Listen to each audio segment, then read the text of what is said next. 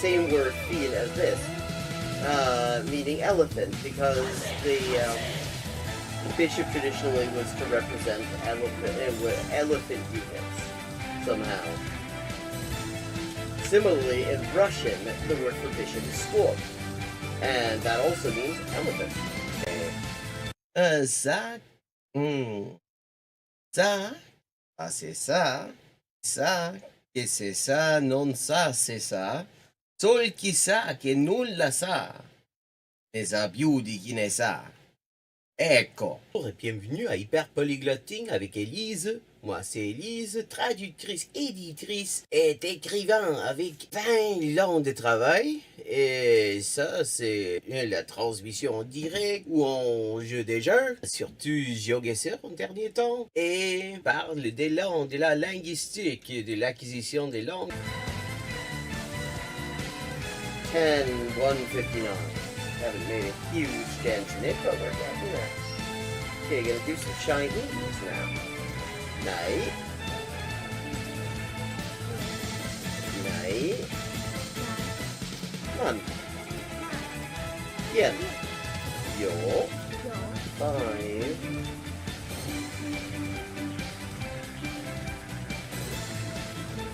Ducks are drinking wine. Bangba, okay, Bangbas is duck. Okay, I have now leveled up. Let's see what the XP situation is now. 10,340 out of 12,500. And as always, viewers can choose my next language for me just with a follow and a $5 to my Patreon. Sotto le frasche del capanno 4 gatti grossi stanno. Sotto 4 grossi sassi, 4 grossi e grassi gatti. Un généreux déjeuner régénéré des généraux dégénérés. Un généreux déjeuner régénéré des généraux dégénérés. Facile. Sì, ecco, la gente... è la cosa che mi dice la gente, sempre che scoprisce che quante lingue parlo. Io sempre avevo l'impressione, diciamo, di che non era così, non era tan così, ma poi dopo di aver visto qualche poliglota in YouTube, una delle cose che avevo scoperte era giustamente che la metodologia usata da quella gente poliglota che non avevo mai conosciuta prima, era più o meno la stessa metodologia che usavo io. I buy a computer or what? And here's another example. I like to point these out. For this word for or sounds vaguely like hogun and the hok in hogun in Korean or waku in Japanese, and that appears it is the exact same kind of character. Okay, let me see. Un chasseur, ça change chasser. Ses chassés sont son chien de chasse. Der dicke Dach. Okay, der dicke Dachdecker deckt dir dein Dach, drum dank dem dicken Dachdecker, dass der dicke Dachdecker dir dein Dach deckt. Hola y bienvenidos al directo de Hyperpolyglotting with Elise. Yo soy Elisa, traductora, escritora y editora y comunicadora social con más de 20 idiomas de trabajo. Y aquí vamos a estar jugando videojuegos, sobre todo GeoGuessr, y hablando de idioma, la mejor forma de aprenderlo y caleta más. Zwei Zwetschgenzweigen zwitscherten zwei tschechische Schwalben. Tres tristes tigres tragaban trigo en un trigal en tres tristes trastos. Oh, I see. This is Diche Ishai Fui, which means do you want food? But yeah, are you hungry? That kind of thing. How are the boys? Cine da boy. Poso Milao. Milao. Pote. Pote. Proteine. Buenese. Proteine. Utros. Protoculo. In the designated chicken eating area, obviously.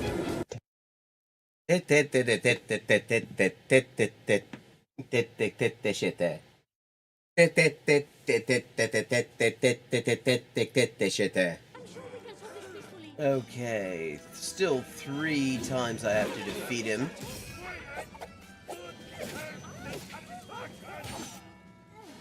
And I don't have a whole lot of health left. Liv. Monsieur. See. Livre. Liwe livla.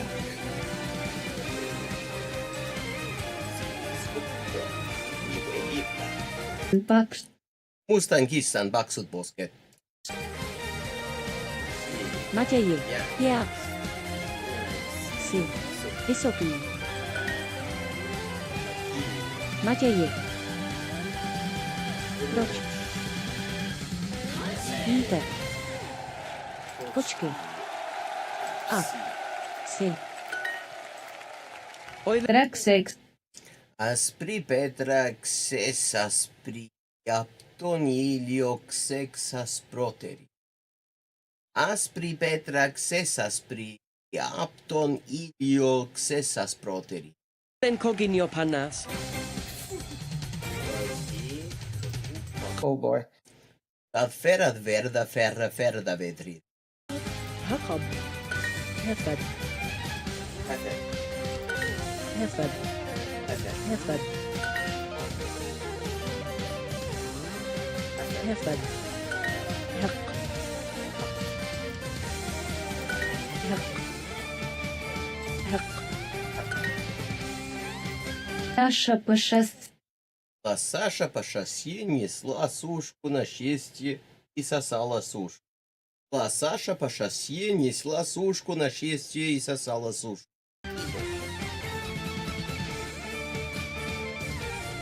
Mwalimu. The Saturday. And it's from Mu'allim. Juma ni mwalimu mke.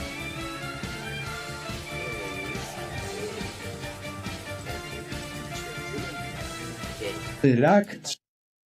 Ирак чима в чипах чемп чавю чи ченчи чини. Чирак чима в чипа да, чирак чима в чипцах чемп чавю чи ченчи чини. Бакакит альшит. Хикрин. Бакакит альши хикрин. Akakit alshi krikripeps. Oh, things speak cat sounds. Meow and the pictures of the fish. That's they will proud. Sööpel. Kubu. Yrittävät. Uraista. Omena. Are in the city center.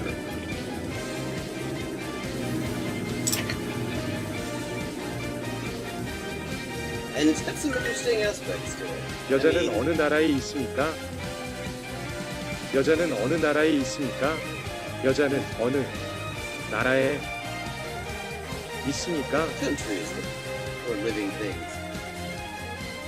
Ani no namae wa Lo que pasa es que bueno, la banera, y esto se ve en tantos lugares, no es cuestión regional, sino más bien de un problema fundamental de la pedagogía oficial de los idiomas extranjeros, y que la manera en que se enseñan en tantos lugares, en las clases, en el colegio, no tiene nada que ver con el estado actual de la investigación sobre lo que se llama adquisición de idioma.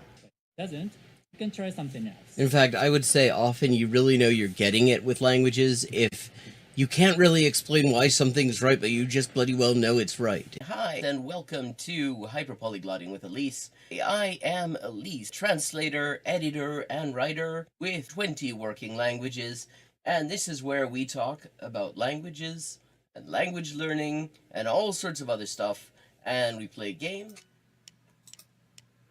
Perfect. Okay, 3 of 4. El hospital 還元一級の先というのは、本当に誰も知らない字ばっかりでしょうね。私は、Okay, we've leveled up and it is time to pick another language. Mordfar är tröttare än vanligt. Maten är färdig.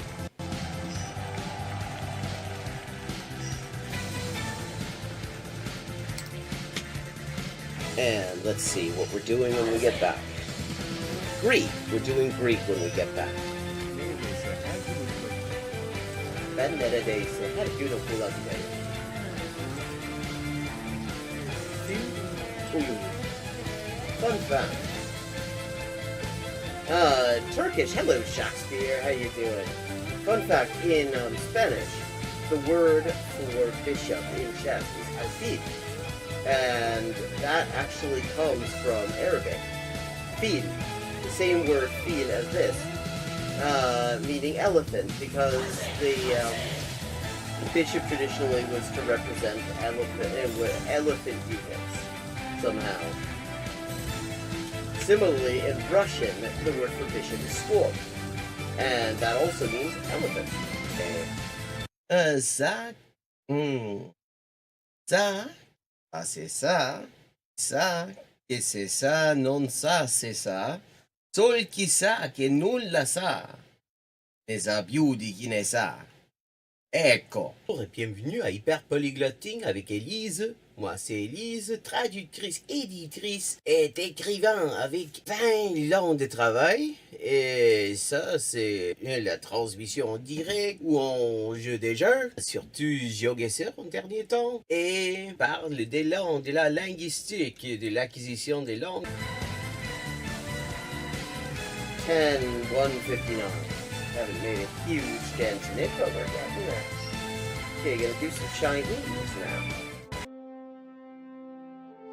Hello and welcome to Hyperpolyglotting with Elise. I'm Elise, a translator, writer, and editor with 20 working languages, and this is the stream where we look at the best and worst of language YouTube, we listen to some of my new compositions, my new music, and we play some GeoGuessr. So let's get started. It's a multilingual stream, so feel free to chime in whatever language you're most comfortable with. There's a reasonable chance I will know at least some of it. My windows where I need them.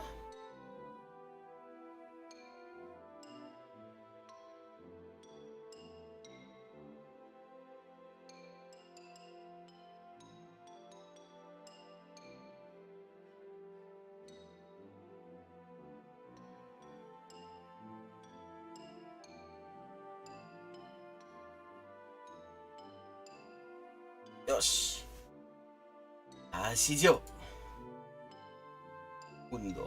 I always like that one because you never know where it's going to take you.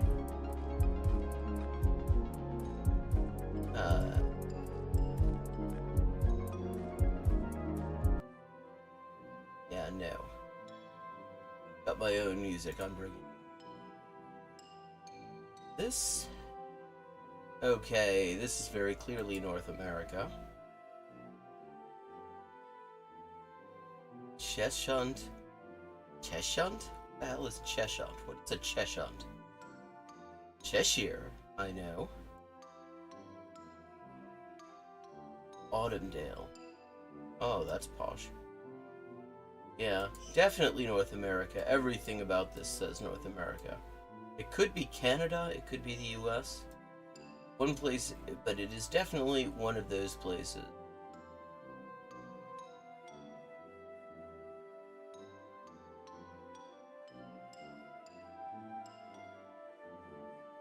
Okay, got a main road we can move on to.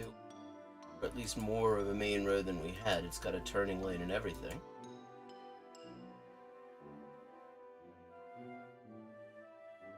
Very pretty. Let's look to it. Oh, okay, here we go. Here we go. This should get us there pretty quickly. There's a school zone here. A school might just help. Wait, okay.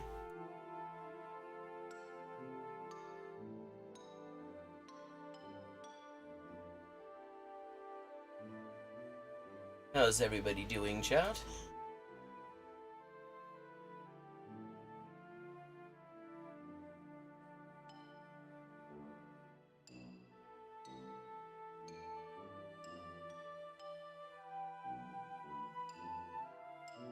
Gotta take us to someplace with more indicators. Like, there ought to be a speed limit sign coming up at some point. One thing. Speed limit sign will tell us whether this is the US or Canada. There's no way it's anywhere else. I would eat my hat if I had one handy. It turned out to be someplace other than the US or Canada.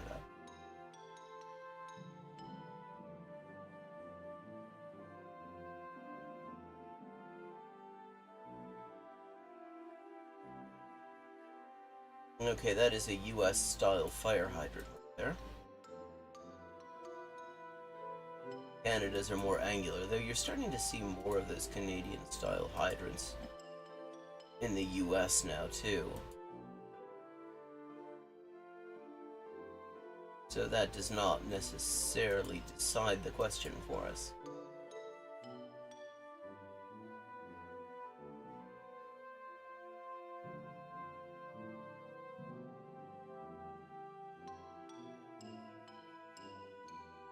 Now, this has gone from a main road, a dual carriageway, to bugger all, so we're gonna go back. This is clearly not the direction to go in.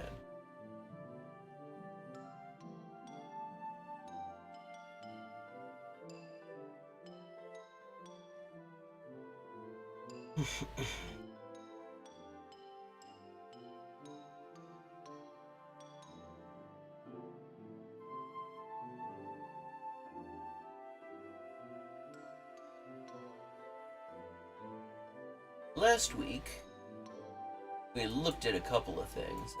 For one thing, we looked at, there's this great series on SABC, South African State TV, called the Language Series, which looks at the various official languages of South Africa, which there are a gracious plenty, and it's a really good series. Thought I'd look at another episode of that, just not the whole thing, just get a general Fletcher Creek Park. Just have a look at that. Also, we looked at a video that is just a perfect demonstration of how not to talk about the intersections between trans rights and linguistics. Everybody's furniture.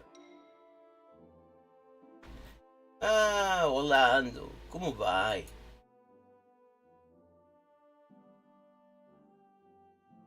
Thought we'd look at some other similar types of nonsense where we have this intersection between people being full of shit about language in order to push a just generally really shitty point. Okay, we're in the US.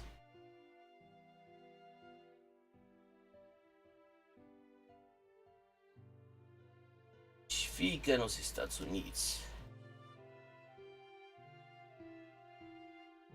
Onde?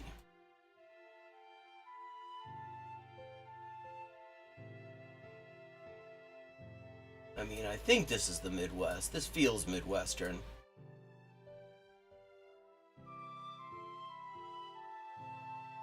Can't completely say why it feels Midwestern. There's just something new in Midwestern about it.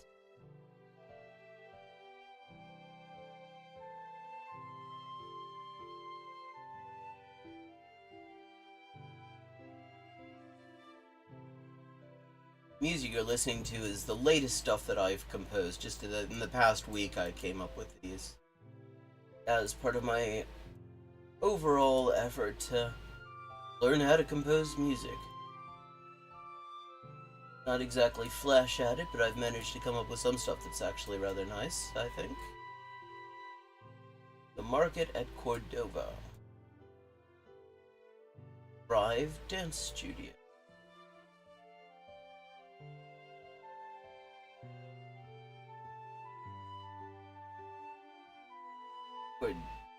Cordova with a V, interesting. Not Cordova. 901 area code.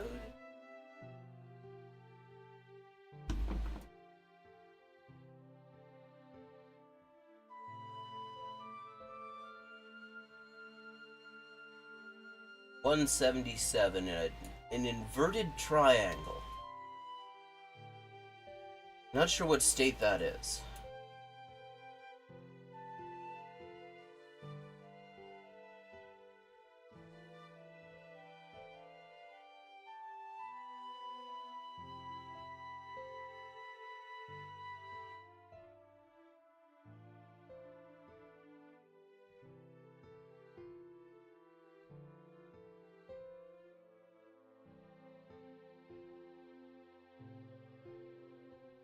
Confirmação que a gente fica nos Estados Unidos, é sinalética da velocidade máxima diferente entre Canadá e os Estados Unidos.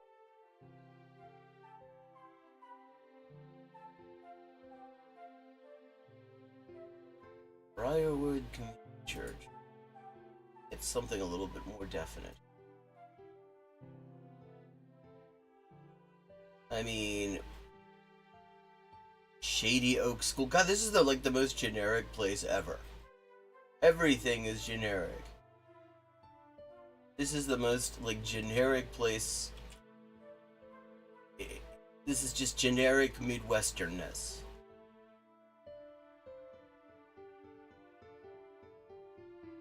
Bloody anywhere. I mean, except for that state route sign.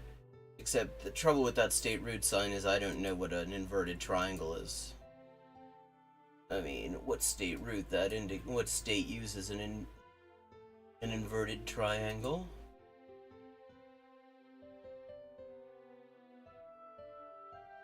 The Great American Outlet. This is like if you had fucking Dolly Mini design a Midwestern town.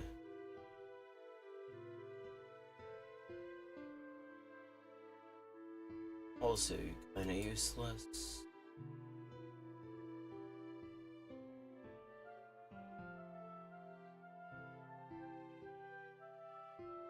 There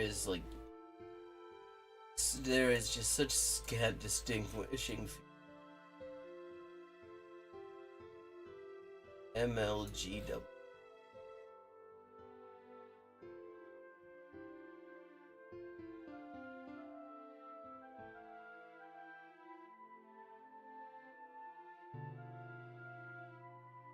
Marxist-Leninists of George Washington University, perhaps.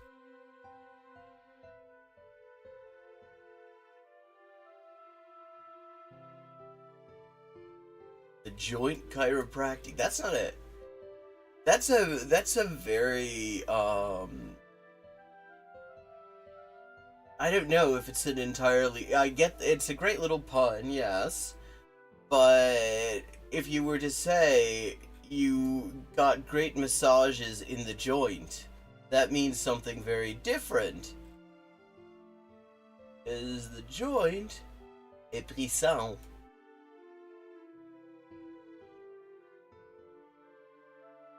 You're saying something very different about, you know. than they're necessarily intending.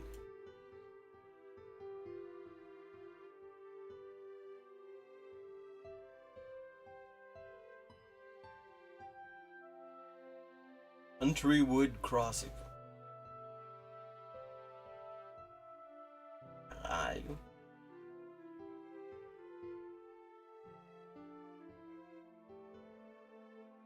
Get an interstate at least. Interstate would give us some hope. I mean, this is a sort of road that would tend to connect up with an interstate, so maybe we'll get there.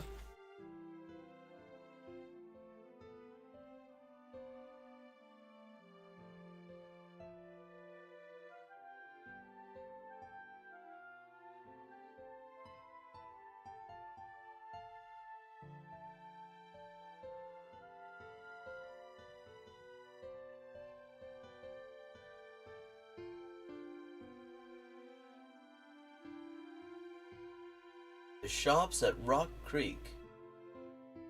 Okay, I guess this town must be Cordova with a V. That's the second time I've seen a reference to that, and it's definitely not the street name. Or the street name, I would guess Vancouver, BC, but we're definitely not in Canada.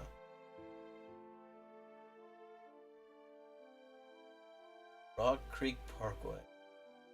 Sounds vaguely familiar to me.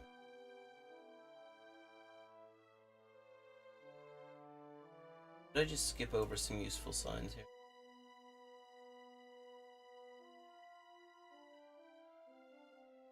Memphis, Nashville. Okay. It's Tennessee, probably. West and East 40. Okay, here we go. Here we go.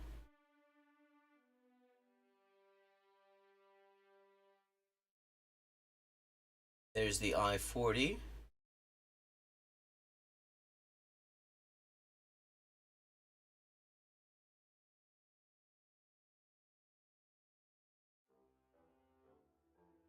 So, okay, Nashville is to the east.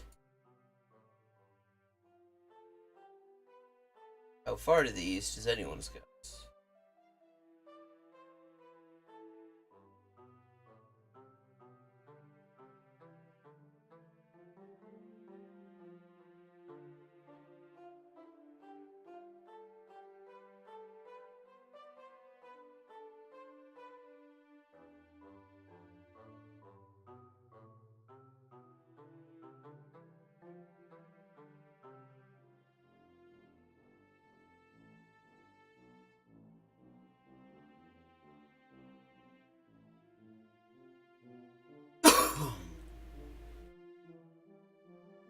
Bucksnort.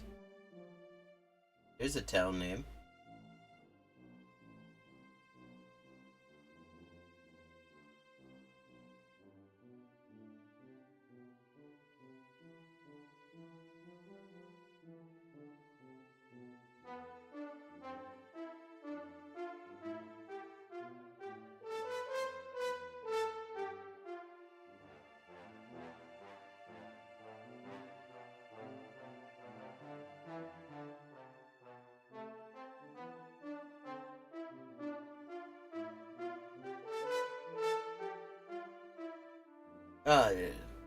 Orlando asks, I saw a video the other day talking about TPRS 2.0. Happy to know if it's a better method with more optimal input. Actually, tell you, I had not heard of this. Oh, there we go. There's Cordova.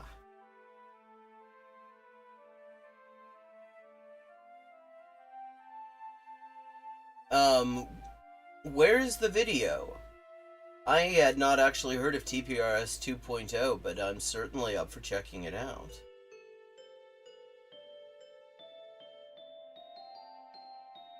Adia Place, Macon Road, Rocky Point Road.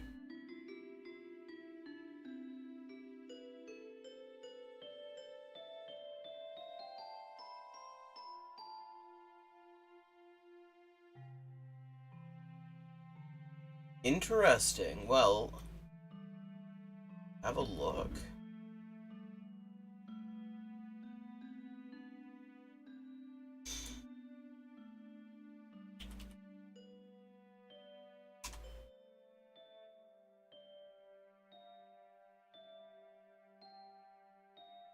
TPRS 2.0 is a game changer. Is it that one? TPRS 2.0 is a game changer?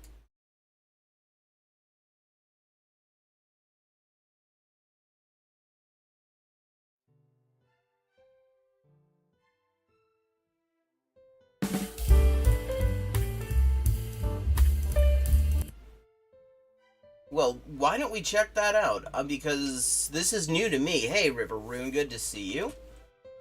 1 second. Okay. Well, then that's one of the things we're going to look at today. Because I had not realized that there was a 2.0. There, the ice pack is off of my ankle.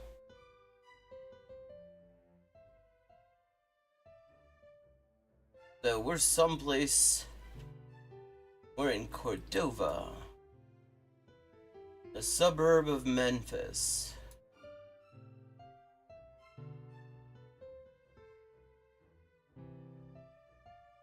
Which has got to be the most generic looking suburb around.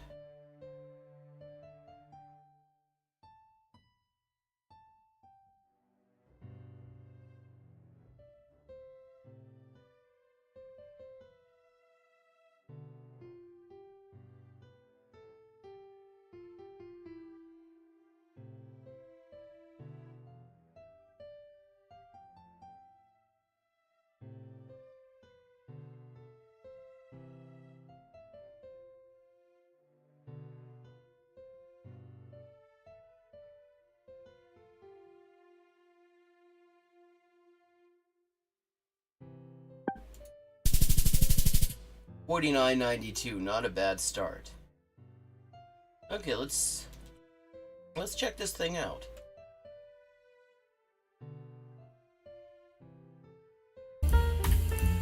Buenos dias. Hi, my name is Jeff Brown. And Jeff, we're gonna just get yours. Oh, that is the maximum screen resolution for this. And I'm here to talk to you about TPRS 2.0 and why I think TPRS 2.0 is a game changer. So a little about me. I am a Spanish teacher, profesor de español, at Orange Coast College in Costa Mesa, California. I've been using TPRS for the last 29, 30 years, and I just discovered TPRS 2.0. Well, I discovered it about two. Okay. I haven't actually looked at this channel before. I have to say, Spanish pronunciation sounds quite good so far. So, vamos a ver. 2 years ago, and the last semester, my last semester teaching my Spanish, my beginning Spanish students, I had the best results I have ever seen. I am absolutely blown away by their achievement, the results, their ability to speak Spanish without hesitation, correctly and accurately, and I'm here to talk to you. Okay, this sounds extremely promising, and I like he's talking about this in terms of he's done practical experiments with it. So, I mean, I'm very interested to hear his results, and also interested to hear how this differs from TPRS as I know it, or maybe it is TPRS as I know it, because I haven't really looked too heavily into TPRS. Just enough to know it seems like a method that makes a fair bit of sense. Yeah, I mean, he speaks very clear English as well, so, like, for English learners, he's made this quite accessible in that regard. About TPRS 2.0, and check this out, not only am I going to talk about TPRS 2.0, I'm going to talk about TPRS 1.0, traditional teaching methods, and as a bonus, I filmed my students at the end of the semester. So I gave my students an oral exam, and I gave them extra credit if they would allow me to film them. So not only am I going to talk to you about TPRS 2.0, but you're going to see some of the results of TPRS 2.0. But if you want to learn more about TPRS 2.0, I suggest you take workshops through TPRS Books or tprsbooks.com. Oh, very cool. Yeah, thank you for bringing this to my attention, Orlando. This looks really good and sounds like an interesting channel. So, and also, I mean, one thing I just keep coming back to when we talk about teaching methods and language teachers, having that learner's perspective is just extremely important. And it sounds like he's got that. I don't work for tprsbooks.com. They're not paying me to make this video. I just love TPRS 2.0. So if you want to learn more, you want to know more, they give workshops in person, they give workshops on Zoom, and they have a TPRS or NTPRS workshop every summer that I go to. Let's say it. That could be Belarusian. Okay, so a little bit more about me. Not only have I been teaching for the last 29, 30 years, but I'm a language student. I've been acquiring languages my entire life for the last 55 years. The subtitles say that he's been doing this for 293 years, and I have to say, he's looking really good for that. I mean, definitely. And so far I've done 8 languages. Now, I don't speak all 8 languages fluently, but I do speak 3 or 4 fluently, semi-fluently, and the other 4 I do okay. So the last 2 languages I've done were Farsi. I did about 200 hours of Farsi. Man Farsi, kheli Farsi, sokbet mikonam, dustaram, kheli dustaram el Farsi. And Man, Farsi ro kheli dost daram. I find Farsi is a language I've been trying to learn on and off for a while as well. Yeah, it's a cool language. It's this interesting sort of bridge between the Indo and the European bit of Indo-European languages, and I'm there for it. And before that, I did Arabic. So I did 800 hours of Arabic. I did 800 hours of Arabic. أنا بتكلم العربي كويس جدا. رحت مصر اتعلمت العربي في مصر. Quiz Owie. So what is TPRS? What is TPRS 1.0 and what is TPRS 2.0? So for those of you who don't know, if you're brand new to TPRS, TPRS stands for Teaching Proficiency Through Reading and Storytelling, with an emphasis on storytelling. Yeah, I mean, and when you look at a really well done TPRS class, I mean, it's cool because essentially there's like this story that is taking shape and everybody's contributing in some way to it. Nobody was teaching this way when I was like in school or anything like that, but I had the experience at the Polyglot Gathering, the online one. Another language-related YouTube creator, she has a channel called Things You Should Know About Arabic. She did a sort of a TPRS style Arabic lesson where everybody was sort of adding a little bit to the story and stuff like that. And it was really cool. And I surprised myself because my Arabic is not Flash. That is a language I have very little confidence in, but I managed it. Actually, with the help of actually listening to this story. Hey, Joe-K. This is a video that Orlando Pimentel here has suggested. He was asking about TPRS 2.0, and I've never heard of TPRS 2.0. So we're about to learn what TPRS 2.0 is all about, because that sounds really cool. I think that TPRS as a method is a really good one, and if they've improved on it, I'm very interested to see what the improvements. So he's going to talk about, TPRS as we know it, and what the innovations of TPRS. And he's talking from the experience of actually teaching people using it, which is really cool. Because he's got the theory and the practice, and apparently he's taught himself a fair bit of languages as well. He was just speaking some quite good passable Farsi. My Farsi is very limited as well. It's something I know I know passively more than I can speak, which is not an unusual thing. Meanwhile, we are someplace in Ukraine. Oh, hang on, that's an Аварийна газова служба. Not an ambulance. That is. That's the gas leak people. That's not good. You don't want to see them hanging around when you go into a neighborhood.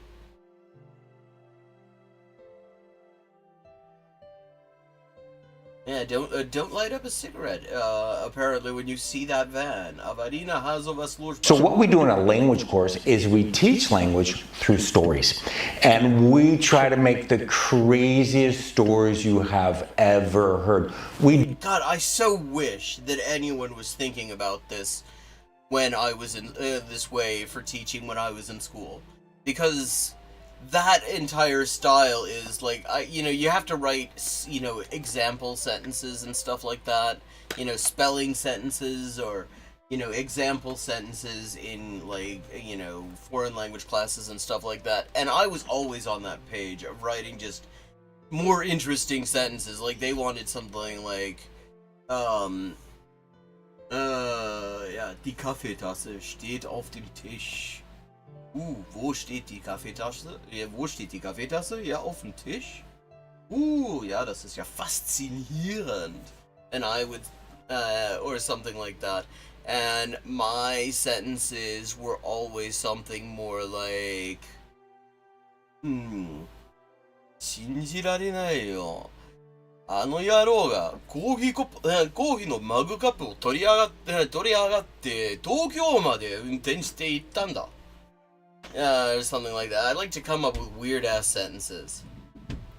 Do co-creation where the students are helping us create the stories. And we know that when students get involved and they help us make these crazy, ridiculous, stupid stories, they love it. Now, why do we want to make crazy, stupid? Like, I mean, we watched on this stream months and months ago, Zamani Zulu, who does, like, input-based Zulu language learning. That's a language, as we know, as you may remember, that I've had quite an interest in.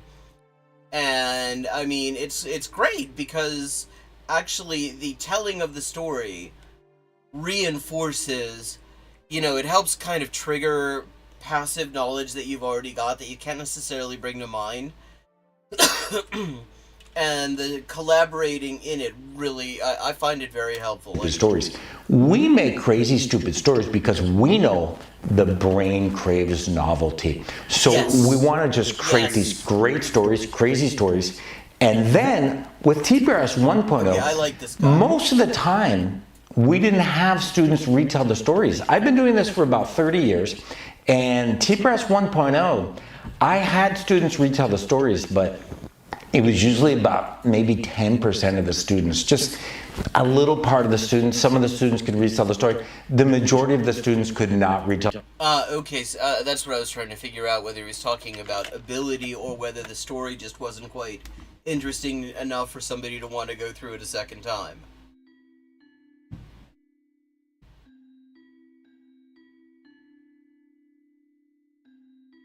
Okay. Tell the story, and you know what? That's okay. Because language acquisition is all about input. And I proved in my video about Arabic acquisition that you don't need to speak the language to acquire the language. And in fact, I did 800 hours of Arabic. I only spoke Arabic about 10% of the time. 80 hours. Yeah, I mean, you have to have enough stuff built up in your brain, enough input in there to really be able to actually produce anything. The receptive part comes before the productive part.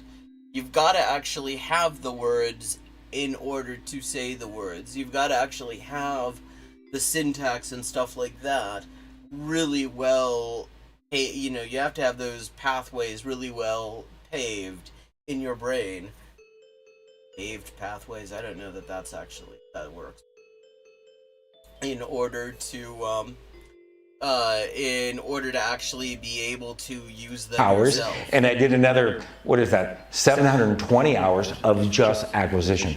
So for TPRS 1.0, we would tell these great stories, crazy stories, and sometimes we would have the students retell the stories. Now in my advanced classes, sure, I was having the students retell the stories more. And there's a lot of students, there's a lot of teachers who have their students retell the stories. But at one point, I just said, you know what, this is way too hard. Yeah, we're in Ukraine someplace. So now we go to TPRS 2.0.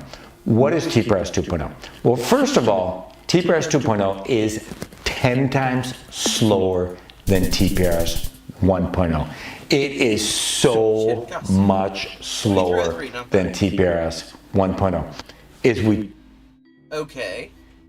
Now I'm interested in what he means by slower. Tell stories, but we tell them in very small, manageable chunks. So I use tprsbooks.com slides, and I tell very little chunks. So in TPRS 2.0, we tell stories, but we tell very little, small chunks of the stories, and then we ask students to retell those small chunks.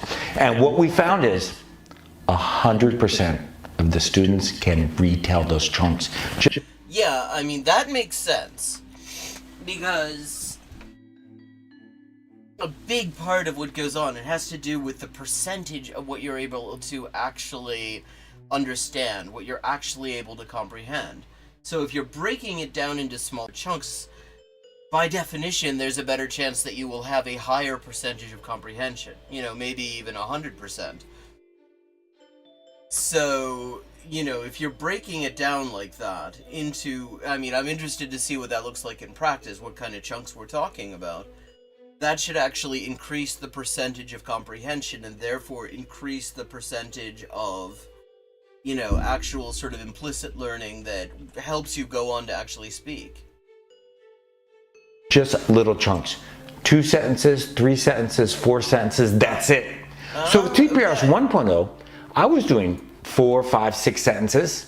I was doing 7, 8, 9, 10 sentences for these elaborate stories, and students just weren't able to retell the story. And I thought, oh, that's okay. I did the same thing in Arabic. It's perfectly fine. No, it's not. It's not, because the whole class can't produce the language at the same level. So what we do is we slow it down 90% or 80% or whatever, and then we just tell these little stories, little chunk of a story, and then we ask the student to retell the story. And we'll work on that little chunk. I did a little chunk recently for an hour. I think we did 3 or 4 sentences for 1 hour. We did a story about George. I just started a new class. George lives in Big Ugly, West Virginia. He's from Unidas, Louisiana. And yeah, this is a great recommendation. Thank you for this. I like it when people actually have suggestions for things we can look at, because then I know at least somebody's definitely going to be interested in what I've picked. I've got some other stuff we're going to look at as well, but this is a great one to start out with. And seriously, like, oh, wait a second, Rovereto. So this is great. we spent an hour, maybe more than an hour, just on those 2 or 3 things, and we had students retell just that little part. Remember, TPRS 2.0 is all inclusive. We're getting all the students to retell these little teeny chunks of a story. Now, what do we do when they've nailed the chunk? Well, first of all, we have a barometer student. So I've always used barometer. Interesting. Chunk nailing. Barometer students. Lots of teachers use barometer students. A barometer student is the student that we choose. We're not going to go on until that student is ready. Okay, interesting. Interesting technique. That makes sense. Because you want to make sure that that everybody is there, and that you don't have. Otherwise, you've got a situation where there's 1 or 2 people who are just increasingly falling behind. So yeah, that makes sense. So I'm not going to go on until my barometer student is ready. What do we do next? We up the story. We add to the story. We ask, where does George work? George works in Walmart in the penguin department. George works at Kentucky Fried Chicken in the drive-through. I mean, I don't want a Walmart penguin. I think Walmart penguins would probably be shit. In a tower on top of Kentucky Fried Chicken. We just add stupid and crazy stuff. And we are spending hours and hours and hours on these little teeny chunks. One of the reasons I had such success last semester is because we did one story for 12 weeks. We just kept adding and adding and adding to the story.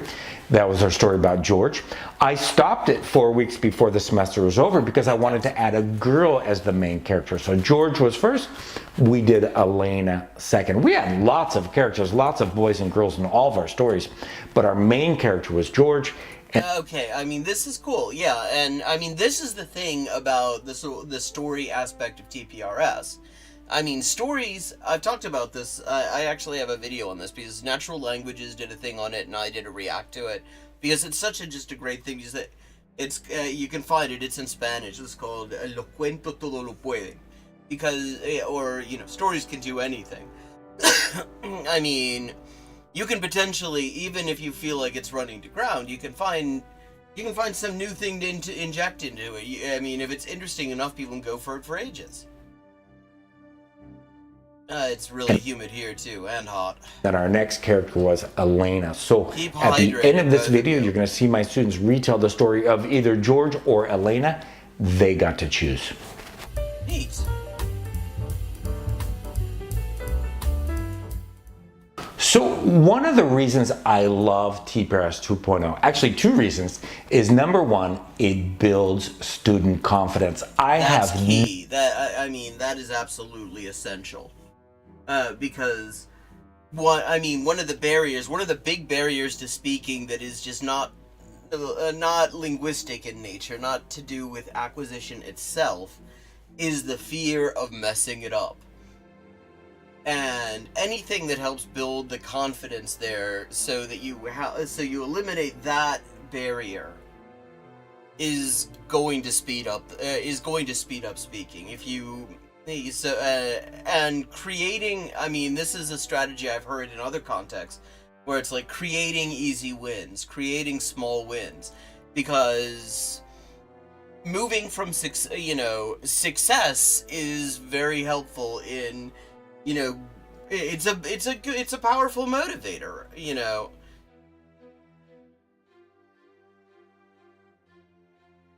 Orlando, you just had an idea that I think would be really cool. I mean, like one of these old school like text-based RPGs. Well, maybe text and image-based actually. And the idea is that it's for language, and it's an open universe, so you can just keep on putting all sorts of random stuff in there, and it's for language acquisition. I think that's a cool idea. I think that's something. Maybe somebody's already done something with it, and I have no idea. But if nobody's done anything with it, that idea would rock. Actually, legal. Never seen student confidence at the levels as I did last semester. The student level confidence was off the charts. They could all tell the story from beginning to end. They were happy, they were producing. The vibration, the energy in the class was phenomenal, and I have never seen that ever. And I think the reason is we're building confidence. We are absolutely building confidence. We have every student in the class retelling little chunk, next chunk, and we're adding. This is a story, not just a chunk. That student is retelling half a story, 3/4 of a story, eventually the whole story. So the confidence that those students are getting by being able to speak the language is phenomenal. So another reason I love TPRS 2.0 is what Blaine Ray calls language mapping. So in my opinion, what I thought is we're building this base by doing these little chunks, chunk, adding our little, and just keep working them and scrubbing them over and over again, I saw it as a base. We're base building. We're building this really, really powerful base of the most important words in any language.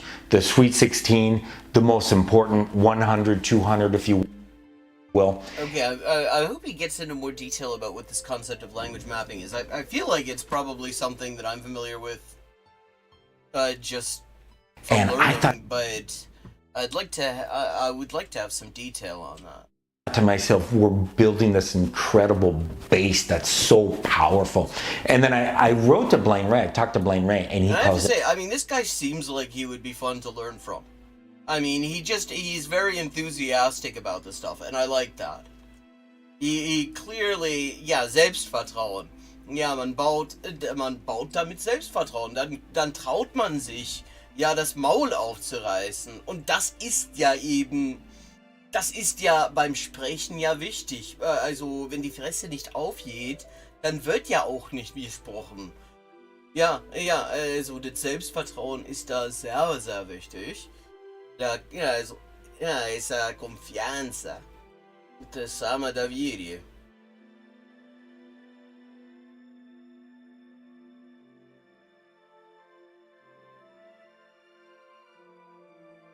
Language mapping. So what's happening is, in their brain, we're starting with this little character, George or Elena, and everything is connected. Everything is connected to George or Elena or our parallel characters, etc. And the language mapping we're doing is just phenomenal. So when the student wants to recall the word, where is it? It's exactly where he or she put it. Okay, so we're talking about creating associations. We're like talking about sort of engineering word associations to make recall better. I think that's what he's talking about. I think that's the, and I mean, yeah, I mean, that makes sense. That's a great strategy. So that's what Blaine calls language mapping. I call base building. It's absolutely phenomenal. I am blown away. It's funny, base building means something rather different. The magic of TPRS 2.0 is not only do we have students describe the situation, but the secret sauce is that we have them become the characters in the story. So let me explain how that works. That easy wins thing, which is a big part of what TPRS 2.0 seems to be based on. Incidentally, I mean, this gets into some territory that's mostly the other channel, but that's for like organizing. That's also good if you can find ways to gain, small confidence building victories. So, something easy. That builds the motivation to do the bigger stuff. I mean, so that's just a good strategy all around, whatever you're doing. Basically, we tell this story, George, Elena, whatever, and then we have the students become the main character, and we have the students retell the story in the first person. So for the first week or the first day, we're saying there's a boy, his name's George. He lives in Big Ugly, West Virginia. He's from Unidas, Louisiana. And then the next day, or the same day, we have the students become the first person. We say, okay, you know what? You're George. You're George. Now describe the story in the first person. So they have to say, I'm George. I live in Big Ugly, West Virginia. I'm from Unidas, Louisiana. And so what we do is incidentally, Big Ugly is an actual place name in West Virginia. There's a creek called Big Ugly Creek. They have some interesting names of places. I remember first time I ever went to West Virginia on the way to North Carolina years and years ago. We ran across I believe in Charleston, a hot dog place called Sanitary Hot Dog, which is like, I don't want that to be the unique selling point. That doesn't say very flattering things about the other hot dogs. I guess that actually isn't a bad one. You're like, come to Sanitary Hot Dog, we wash our hands. But yeah, Big Ugly is a legit place name. Do that throughout the story. But not only do we do the first person, the third person, which we start with, we do the second person as well. So now I tell them, okay, now I'm George. Tell me about me. And I say, Johnny George or Jeffrey George, tell me about me. Now they have to practice the second person. And eventually we put two people in the story. We put a student in the story, we put another person in the story, and we want to practice the first person plural. So tell me about you and George. So then they have to say, oh, George and I live in Big Ugly, West Virginia, but we are from Unidas, Louisiana. So that's how we're getting tons and tons of practice. First, second, third, first person plural, second person plural, third person plural. We're getting tons and tons of practice that TPRS 1.0 we rarely got to. Yeah, I mean, so far, everything about So this describe the situation. This just sounds like a great method.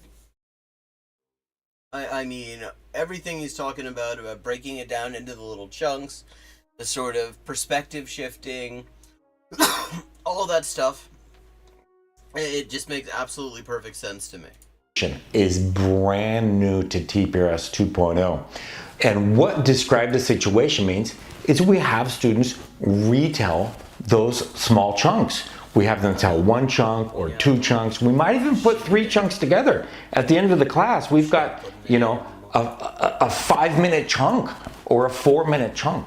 So describe the situation means we go around the room and we ask students to describe the situation, which means basically retell the chunk we're working on.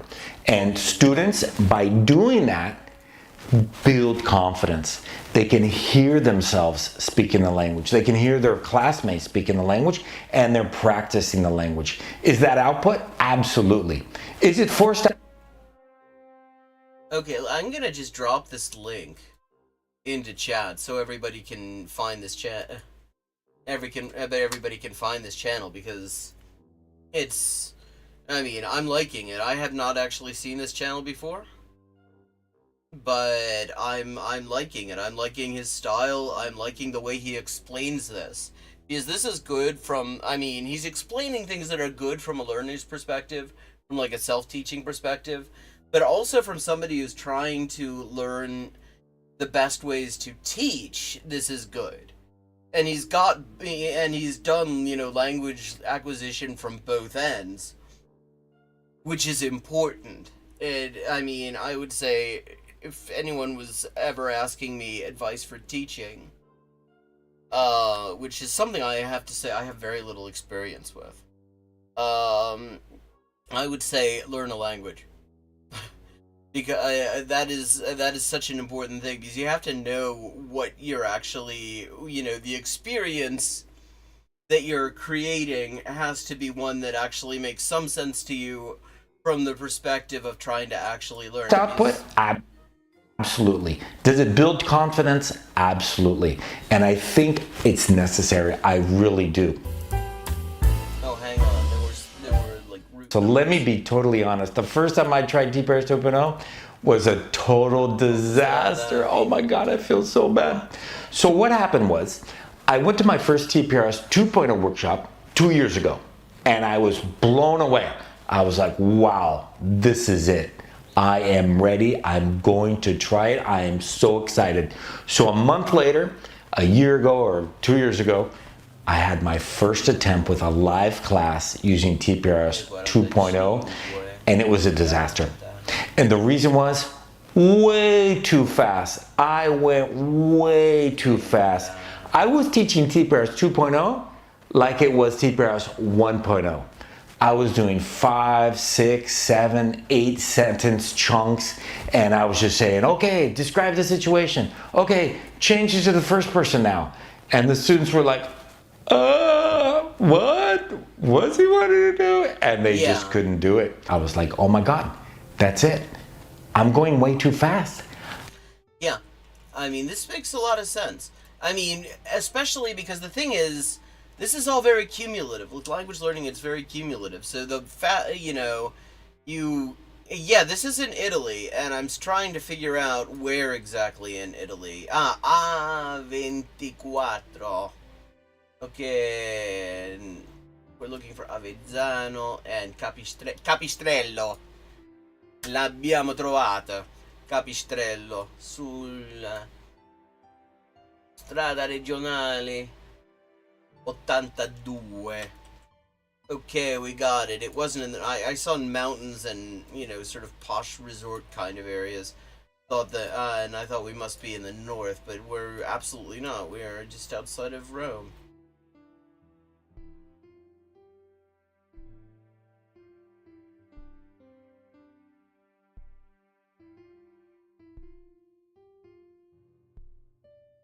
Okay, there's Avezzano.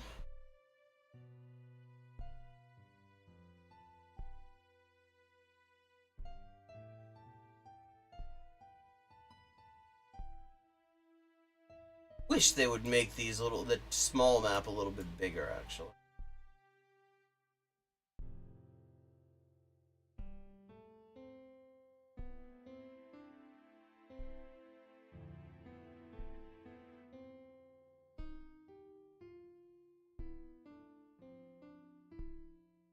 Ciampino. If you ever fly to Rome, if you ever fly out of Rome, don't do it via Ciampino. Ciampino is terrible. It is one of the worst airports I've been in. Tagliagozzo. E al sud. Sud di Tagliagozzo. Avezzane.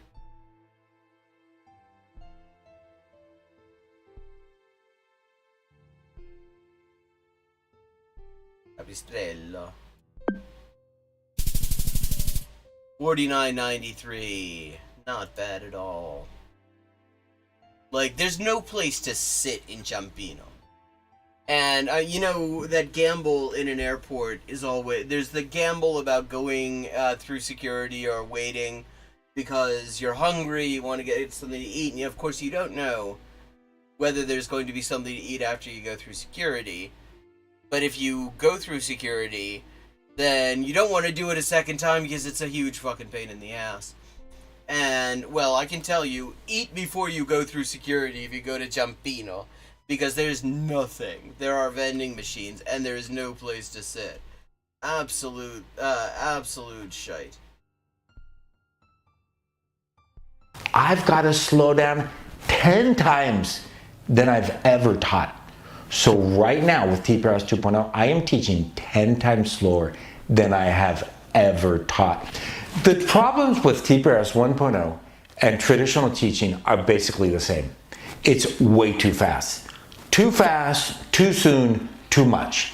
Now, are there good TPRS 1.0 teachers out there? Absolutely. Yeah. Do they go slow? Absolutely. And I mean, one thing to note is slow is a relative concept. Slow, with the speed we're talking about, is the sort of processing speed of the people who are doing the learning. Slow, you're going slow or fast relative to how quickly they're picking it up, fundamentally. So TPRS 1.0 is still good. I think the big difference between 1.0 and 2.0 is the fact that we're having the students describe the situation all the time, continuously, with these little chunks, and we're changing from first person, second person, third person by inserting the student in the story or having the students become the main characters themselves. The mailboxes tell me that. I think the biggest problem with traditional teaching is it's rocket speed fast. I think it's way too fast for most students. Now, can some students acquire the language in traditional methods, traditional teaching? Yeah, I did. I will say, having acquired a fair number of languages, I have never acquired shit through the traditional methods. Every single bit of acquisition, even languages that I actually also had courses that were being taught in traditional methods, the actual acquisition, the actual learning process was happening elsewhere. It's a coincidental byproduct of the It's possible, teaching. but I think only the top 10%. I think we're only getting the top 10%, and the reason is the same. It's always been the same. Too fast, Too much, too soon. Long spring Kojak. So right now, you're going to see the results of TPRS 2.0. Once again, last semester, I gave my students an oral final exam, and many of them allowed me to film them during this exam. So their assignment was they could retell the story, the George story, or the Elena story.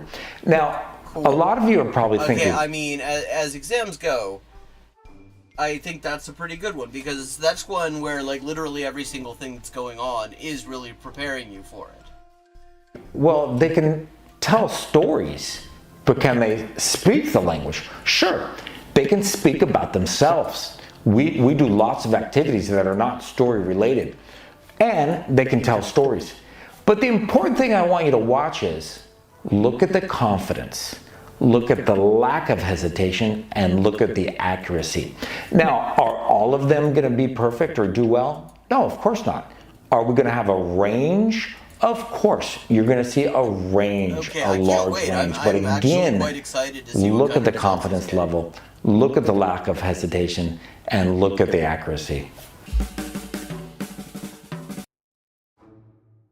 Okay, I assume these must be first-year students of Spanish then.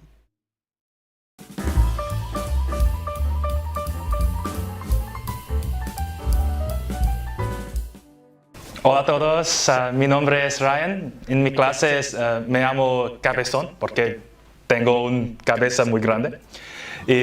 Okay, I mean, already pretty nice pronunciation. One little grammatical error, but I mean, he is like I mean, it's true. There is very little hesitation. Un poco sobre mí. Tengo 24 años. Yo encanta aprender idiomas. Yo encanta aprender. Yeah, like, I mean, again, well, we've, you know, some grammatical mistakes, but, like, you can understand that. I mean, that's, you know, it should be me encanta aprender idioma.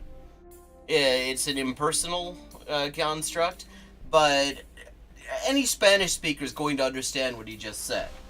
And the more he hears people speak in Spanish, the more he's going to work out, you know, the more that sort of correction will happen. Ahora yo aprendo 3 idiomas, vietnamita y español y francés. Pero en mi opinión, español es la idioma más bonita. Yeah, like, I mean, again, there are grammatical mistakes and stuff like that, but he's made himself understood. Like, everything he said, he, you know, is totally understandable. And one thing to know, I mean, and I get on this a lot, I mean, especially when we're looking at that English for Everyone channel, which is just, oh god, painful on so many levels, but in sort of a weird, almost comical way. At least I think so. But that sort of explicit error correction does not really achieve much. You correct your grammar through reading, especially. Reading, pleasure reading. And if he's able to make that much sense speaking, chances are his understanding is considerably higher. Hay una chica que se llama Elena. Y Elena vive en Maui, una isla de Hawaii. Vive en un casita en un árbol en la playa. I mean, again, let's just note, these are first-year students, apparently.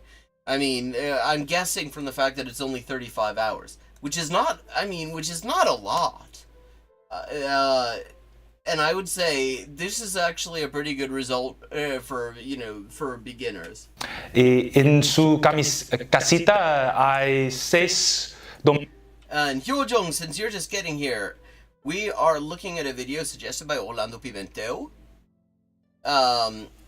talking about TPRS 2.0. Now, if you haven't heard of TPRS, that's Teaching Proficiency Through Reading and Storytelling. And Orlando was wondering what my take on it was, and my take on it was, I've never heard of TPRS 2.0. I'm interested to know what it is. And so this is Polyglot-a-lot. a channel that I had not previously heard of, but I now definitely recommend. I mean, I like his style. He actually teaches Spanish.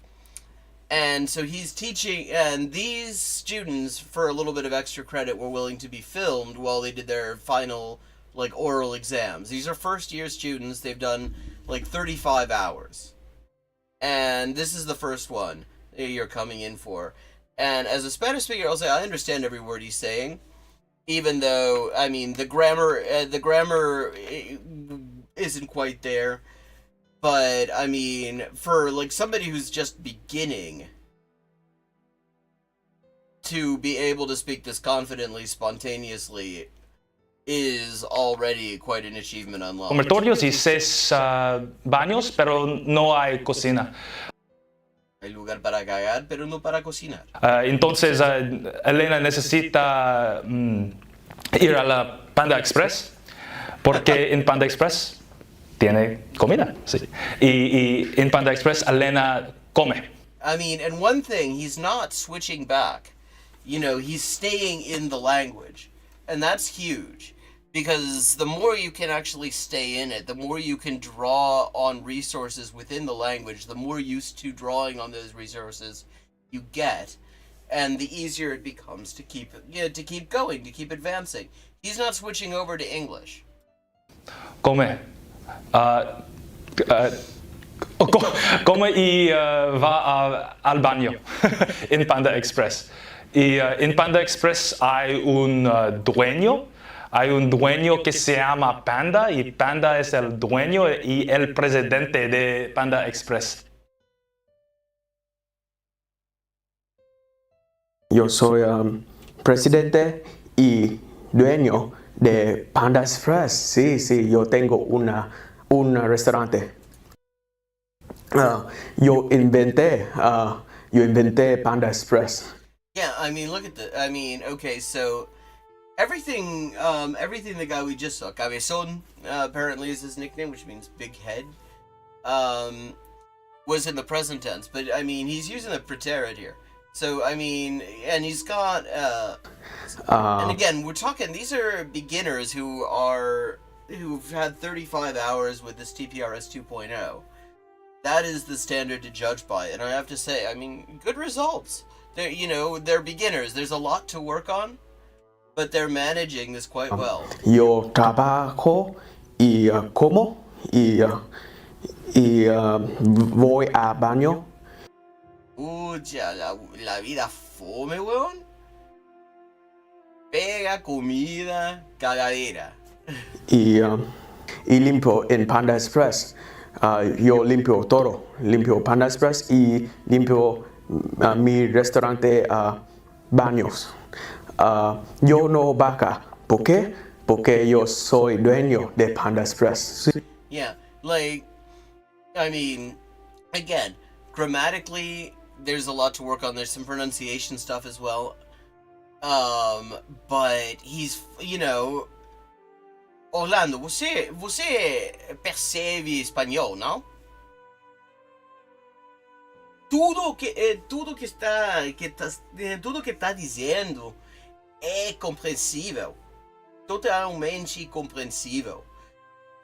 Para principiante é super legal. Sí, no vaga. Elena va a Omaha, Nebraska. Panda y Elena va al baño en la restaurante. Wow, I mean, everybody's focusing. Wow, everybody's focusing on it. Y también Panda limpia el baño y limpia todo. Elena necesita pagar para sus comida. Yeah, exactly. They're being filmed and they're doing an exam and they're beginners. And from the standpoint of beginners, being able to speak spontaneously like this, that's good, actually. Like, I mean, that says a lot for the method as well.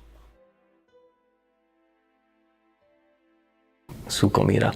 Y el Panda no paga para Panda, es el dueño de Panda Express. Y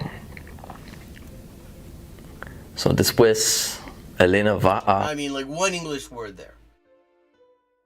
That we've heard one reversion to English in this whole thing so far. That, I mean, that's big. Omaha, Nebraska para Elena quiere conseguir cirugía plástica. Nebraska para esa weá.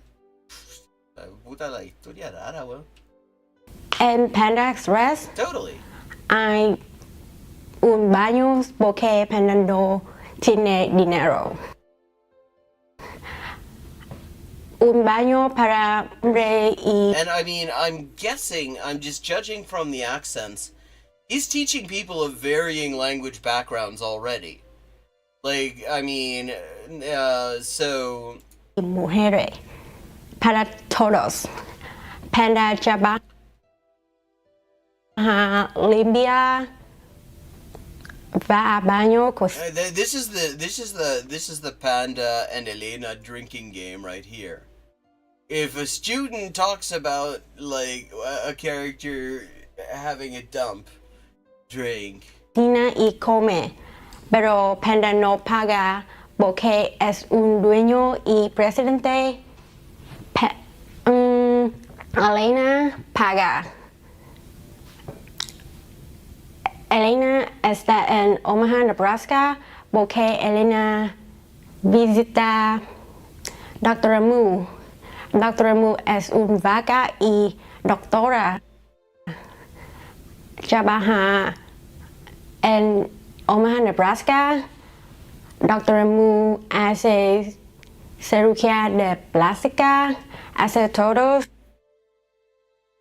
Ella quiere. Yeah, I mean, we're not getting much of a recommendation for this Panda Express. I mean, it sounds like it's more a place to drop off your food than to... Well, apparently the owner is the only person who actually works there. Cirugía plástica. Ella quiere mucha. Quiere ceño más grande y nariz más grande y liposucción y nalgas más grande también. Mucha, weón. Y... ¿Y todo esto lo hace en Omaha, Nebraska, weón? En Omaha, Nebraska hay una doctora, muy famosa doctora. Es doctora Mu, es una doctora de cirugía plástica y una vaca. Doctora Mu hace todo las... Yeah, I'm guessing that there are we have various native speakers of Vietnamese in here. I mean, the accent feels Vietnamese because Vietnamese has this staccato quality to it. I mean, not staccato, more like pizzicato. I'm guessing she said big butt, nalgas grandes, with a straight face specifically because they've been talking about this apparently every day in the class. Cirugía plástica en su oficina está en Omaha, Nebraska. En su oficina hay un asistente que se llama Rashid. Well, see, this is what makes it memorable. I mean, it's memorable because it's funny. Because it's weird. It is a weird ass story. Yeah, it's true.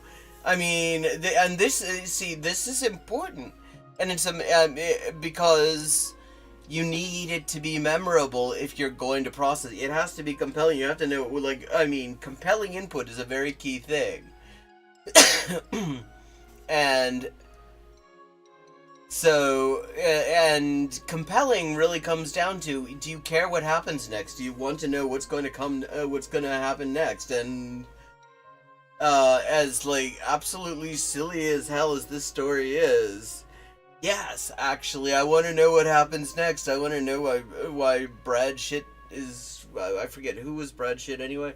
Doesn't matter even.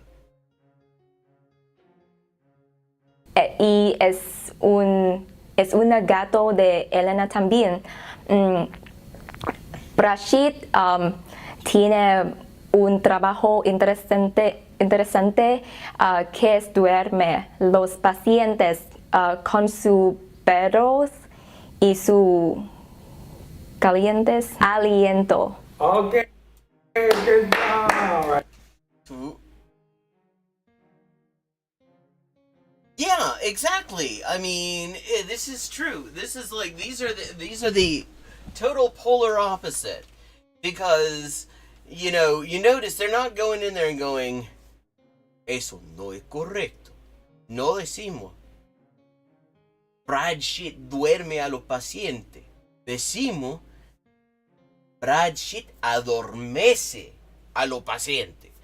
Porque, because these are things that you can get.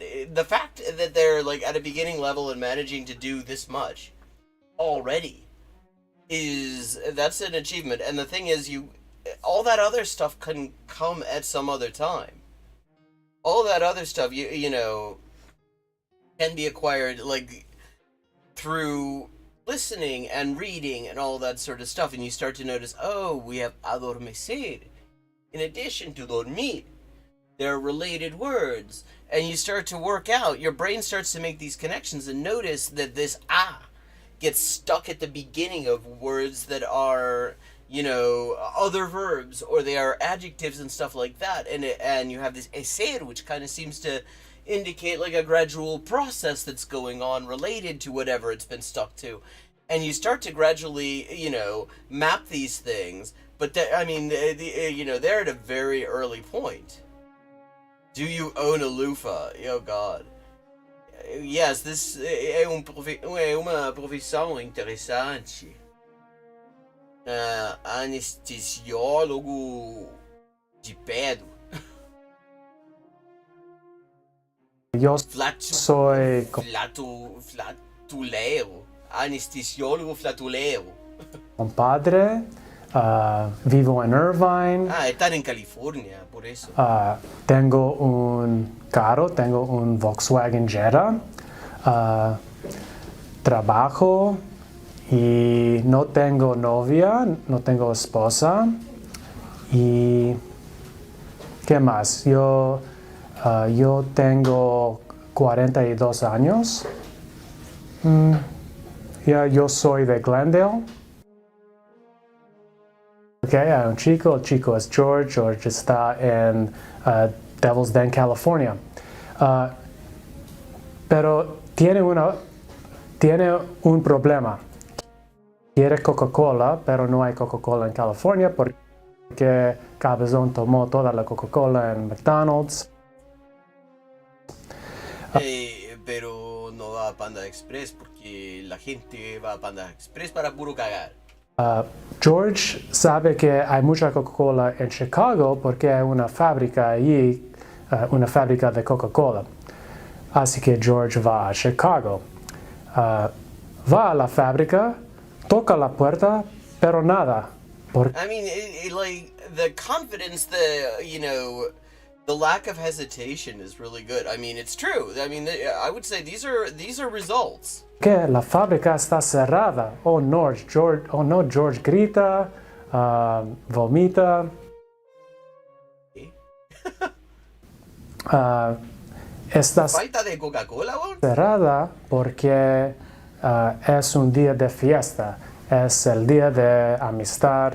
La chica de la clase de español. Ella es muy famosa porque inventó Coca-Cola en su casa, en su garaje de su casa con su tortuga Flash. Que George Yeah, I mean, just look at this is just so much random shit. But I mean, that's what makes it memorable. That's what makes it useful, because you're gonna remember this way more than you're gonna remember.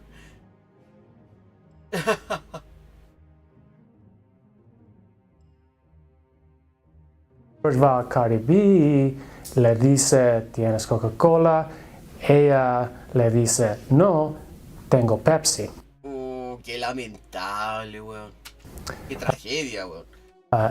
Ella tiene mucha Pepsi porque trabaja para Pepsi y gana un barril de Pepsi cada 2 minutos. Okay, this feels like bald empanada. I feel like we're about to get into 20 yards of linen. Es un modelo y un... Yeah, I mean, and this is a confusing one for learners because it's una modelo.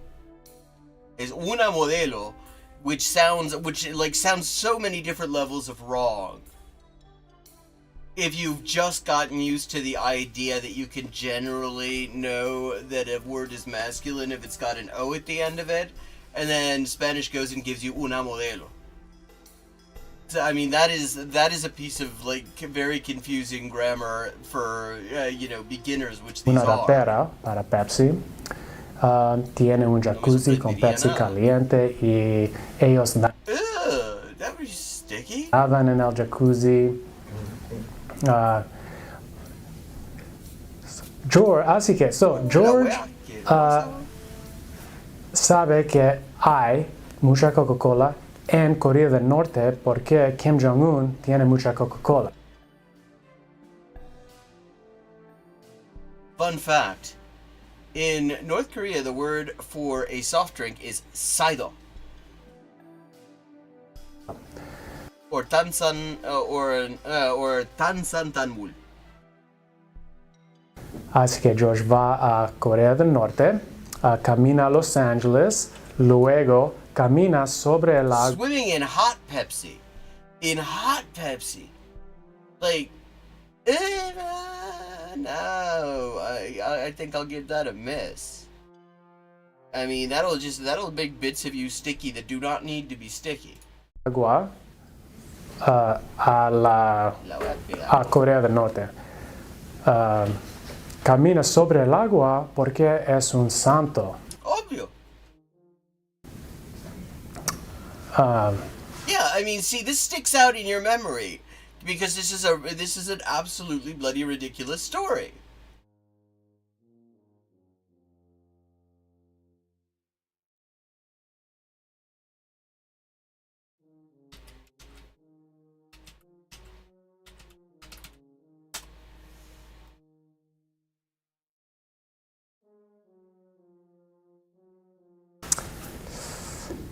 En Corea del Norte, a la mansión de Kim Jong-un tiene una muralla alta. George escala la muralla y salta en el patio de la mansión. Pero hay un problema. Sí, me imagino que hay un problema. Muchos animales que defienden la mansión y Kim Jong-un. Yeah, I mean, Northern Korean transliterates foreign words differently. You will find a lot more double consonants generally in the north than the south. Tansantanmul literally means carboxylic acid sweet water. Corea del Norte y la Coca-Cola. Hay pollos y patos. Los animales son pollos y patos. Y yo soy un animal. Yo soy paripollo. Yo defiendo a Kim Jong-un.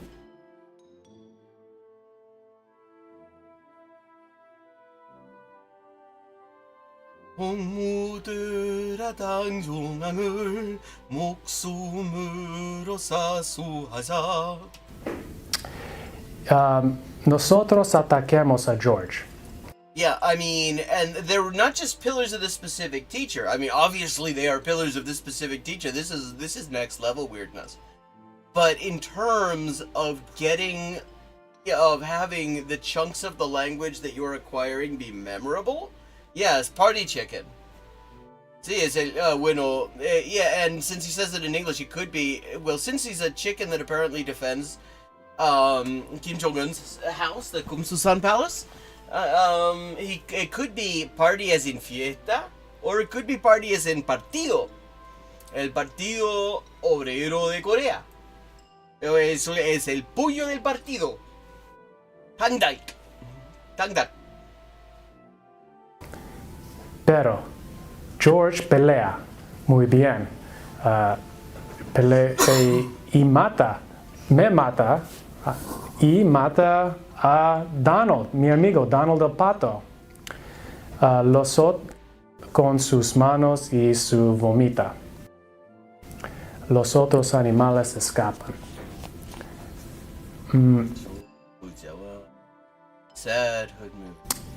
Luego George entra a la mansión en una ventana.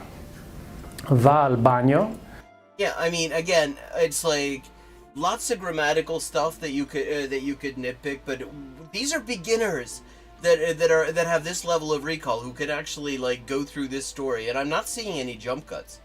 Like jump cuts between the speakers, yes, jump cuts between topics, but this is the live feed basically, and I would say they're doing pretty well. Donde this is a está Kim Jong-un y la Coca-Cola, pero no toca la puerta porque Kim Jong-un abre la puerta desnudo.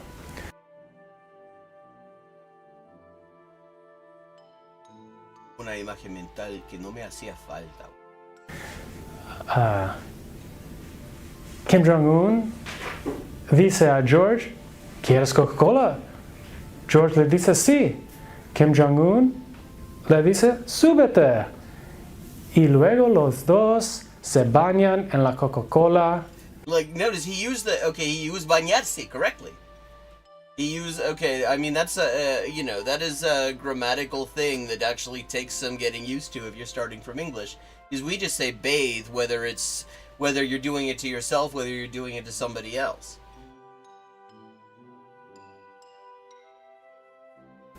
Y toman la Coca-Cola y lavan sus pelos.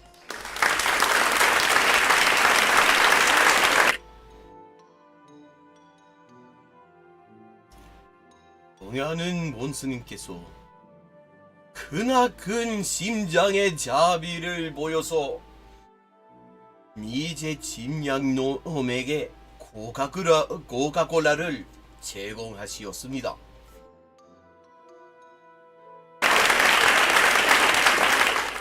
So that's it. I want to thank you. I want to thank you, Orlando Pimentel, for recommending this. Because, I mean, this is good. And the results are good. So my opinion of TPRS 2.0 as he's explained it and he's demonstrated the results is, it makes perfect sense to me. And with that, I'm going to take a little bit of a bio break, and we're going to get back and we'll look at some other stuff. And if anyone's got any other ideas, any other suggestions, I want to hear them very much. But right now, we're going to just have a little break. I will be right back.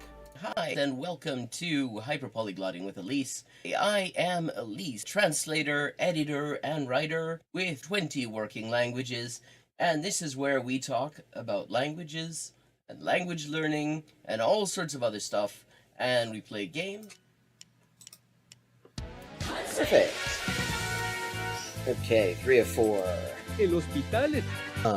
還元1級の先というのは、本当に誰も知らない字ばっかりでしょうね。私は Okay, we've leveled up and it is time to pick another language. Morfar är tröttare än vanligt. Maten är färdig.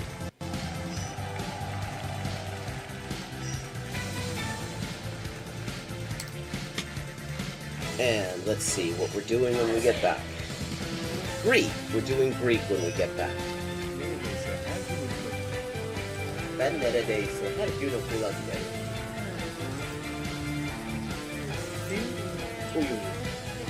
Fun fact. Turkish. Hello, Shakespeare. How you doing? Fun fact, in Spanish, the word for bishop in chess is alfil.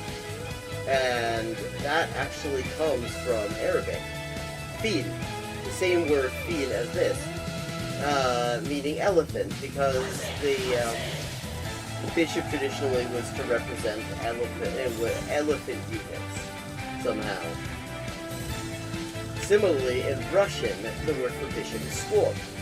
And that also means elephant. Ça, ça, c'est ça, che c'est ça, non ça, c'est ça, sol chi sa che nulla sa, ne sa più di chi ne sa. Ecco. Bonjour et bienvenue à Hyper Polyglotting avec Élise. Moi, c'est Élise, traductrice, éditrice et écrivain avec 20 ans de travail. Et ça, c'est la transmission en direct ou en jeu des jeux, surtout GeoGuessr en dernier temps. Et parle des langues, de la linguistique, de l'acquisition des langues. 10-159. Haven't made a huge dent in it, but we're getting there. Okay, gonna do some Chinese now. Night. Night. None. Yen. Yo. 5.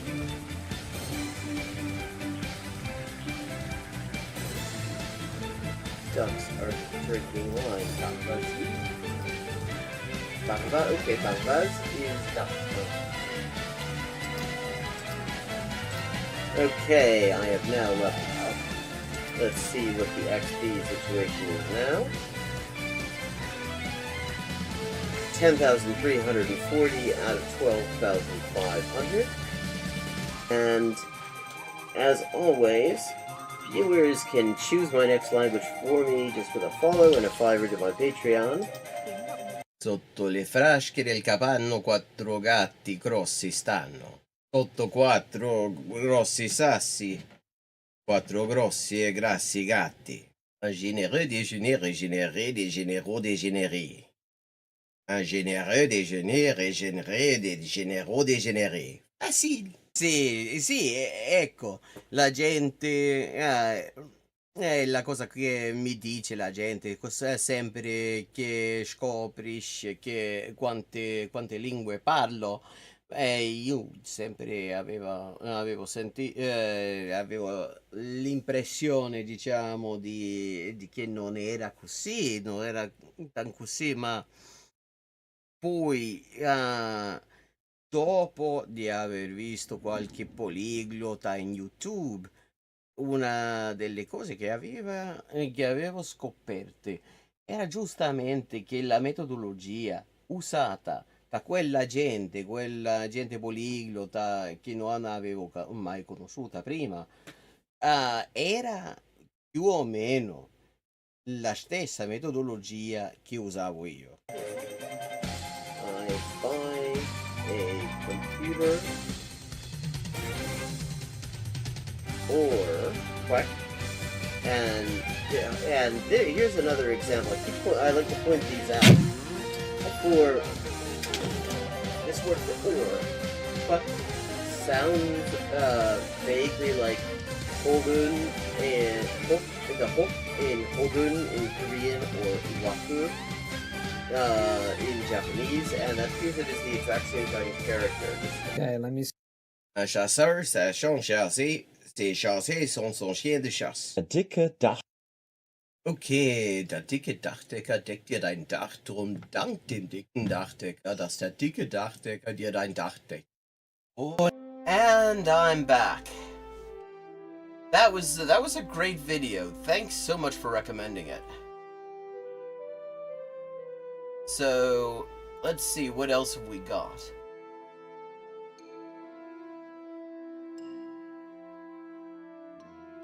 I was interested looking at another episode of the language series on SABC, because that is a really interesting series on the languages of South Africa.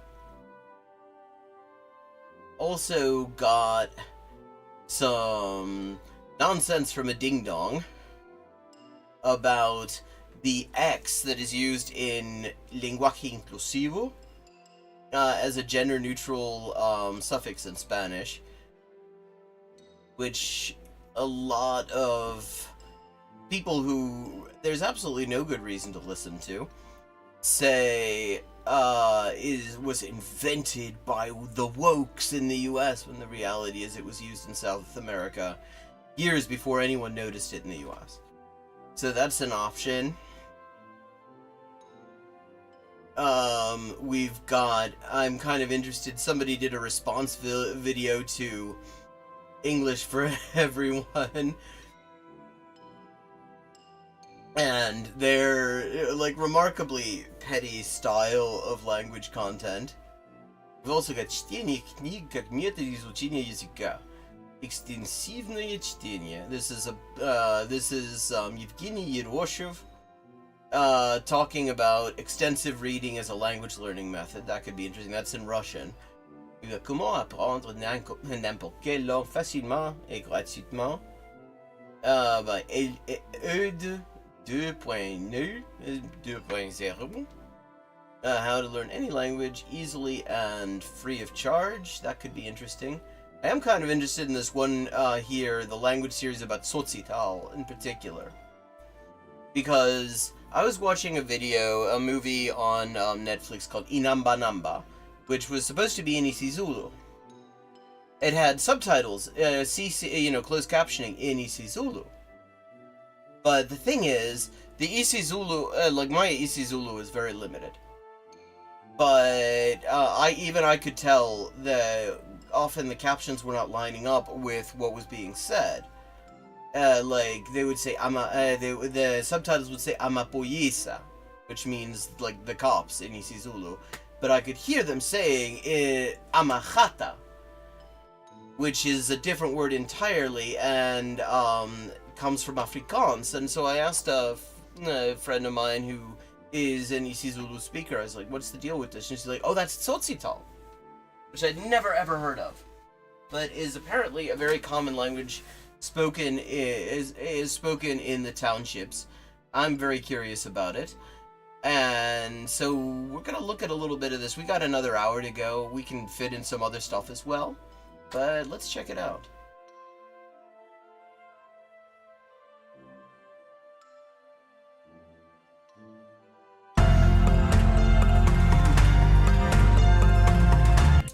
And for anyone who wants to watch the whole video, we're not going to watch the whole thing, it's long.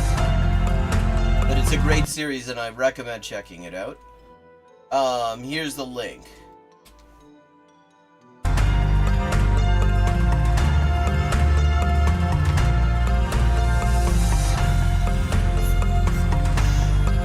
So it's about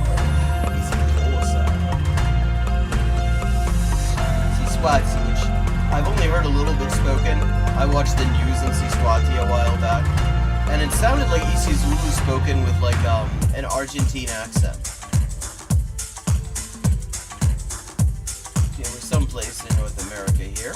Ukuthi nje sifuna ini ukuringa yazi masingaringa yazi ukuthi empowethu impethu wenzani empowethu utopatopa loko satopa sisetraining satopa mfethu letele nayo isodi khona ukubeka la idisk nakabo content for you baqale kathi abo lentwana le yasewestbay uyakhombona ubopinana yona bathulana kanjani leskid bakaya idisk mara lento ziphethe nyu abopini makhathi uyangithola athi benginathi kasi besidlala soko nje.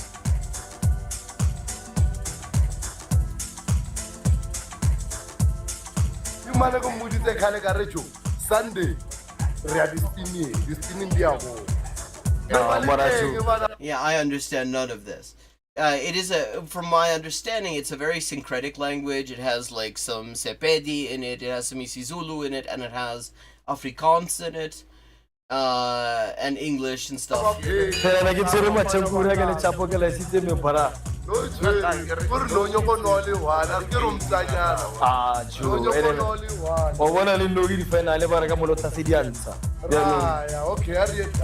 Tsotsitaal and Sepitori, two out of South Africa's many non-conventional languages, spoken within various communities. Most Sepitori, I'm guessing, is like Pitori sounds like Pitoli, which is Isizulu for Pretoria. So I'm guessing it is the language, like the unofficial language of Pretoria. The Se, one of the big sort of divisions in languages in South Africa, they're all related. They're both the Bantu superfamily of languages, which is huge geographically. I mean, covers most of Africa, which is huge. But you have the Isi languages like isiZulu, isiNdebele, isiXhosa, and then you have the Se languages like Sepedi, Sesotho, Sepitori. They're related, but they use a different initial suffix to indicate that particular type of noun.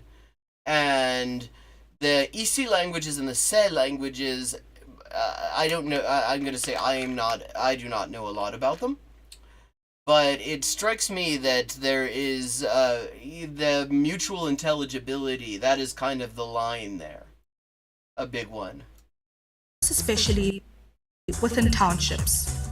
In the past, these have divided opinions and sparked debates amongst linguists over their classifications. Can they be recognized as a language? Okay, so we've just established YouTube's machine-generated subtitles cannot deal with South African accents. Spock debates. Not Spock, it's sparked. Sparked.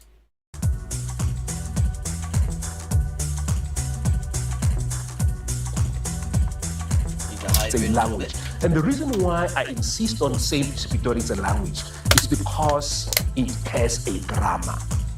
You know, that's where the line is. To determine whether this is a language or not, you have to speak about grammar. What is grammar? Grammar touches on syntax, which is word order in a language. Grammar touches on vocabulary. Now this is going to be really interesting. I'm really pumped about this.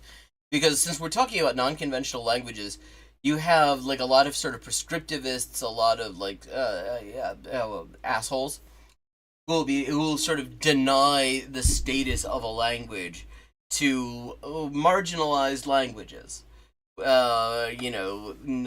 Which is what non-conventional languages are. They're languages that often start in the margins. And I mean, a lot of languages do. Like Afrikaans actually did. If you go back like a couple of hundred years, the word that they used to, in fact, you don't even have to go back that far. Like a friend of mine was telling me, it used to be official documents, like even in the mid-20th century, were still being written in Dutch, not Afrikaans, because Afrikaans was considered too proletarian. The term that was used as sort of dismissively was kombuistaal, which literally means kitchen language, because it was like the language of the help and shit like that. Like a lot. So you have this. Well, so this debate is mostly between people who will recognize marginalized people's ways of talking and recognize them as having the same dignity as any language, and people who are assholes about it, basically, is what it comes down to. That people use, right? If we agree that this is how we're going to use language, and all of us use it that way, grammar settles. A lingua franca, which is a language used as a means of communication between populations speaking vernaculars that are not mutually intelligible, or simply a slang style, which is this is great. This is unconventional words or phrases that express either something new or something old in a new way. It is flippant, irreverent, indecorous. It may be indecent or obscene. Before we dissect, tying the shoes to like power lines thing has really taken that has been exported so many places now. And Sepitori, it is important that we take a few steps back into history to take a closer look at another language. Fanagalo, I'm guessing.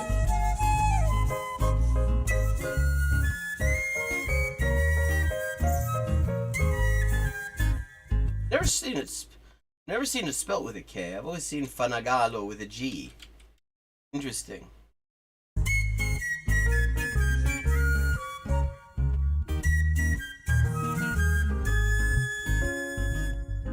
Following the advance of the British in the 19th century, most of South Africa's independent tribes, including the Xhosa and the Zulu, lost this independence to the new colonial form of government.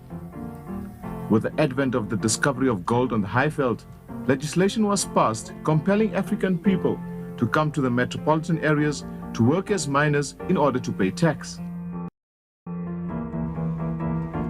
And And Fanagalo comes from the fact that you had people speaking all sorts of different languages, working side by side in the mines, and they needed some way to talk to each other. And so you have a syncretic sort of language that is a combination of multiple different languages that comes together in these mines. The migration of black Africans into mining towns saw the formation of a new language that promoted ease of communication between foremen and workers originating from different tribes and countries. Fanagalo is a pidgin based primarily on Zulu with traces of English and Afrikaans. It was widely used, and Afrikaans has words from Fanagalo in it, mainly in gold, because Afrikaans absorbs words from basically every language that it comes in contact with.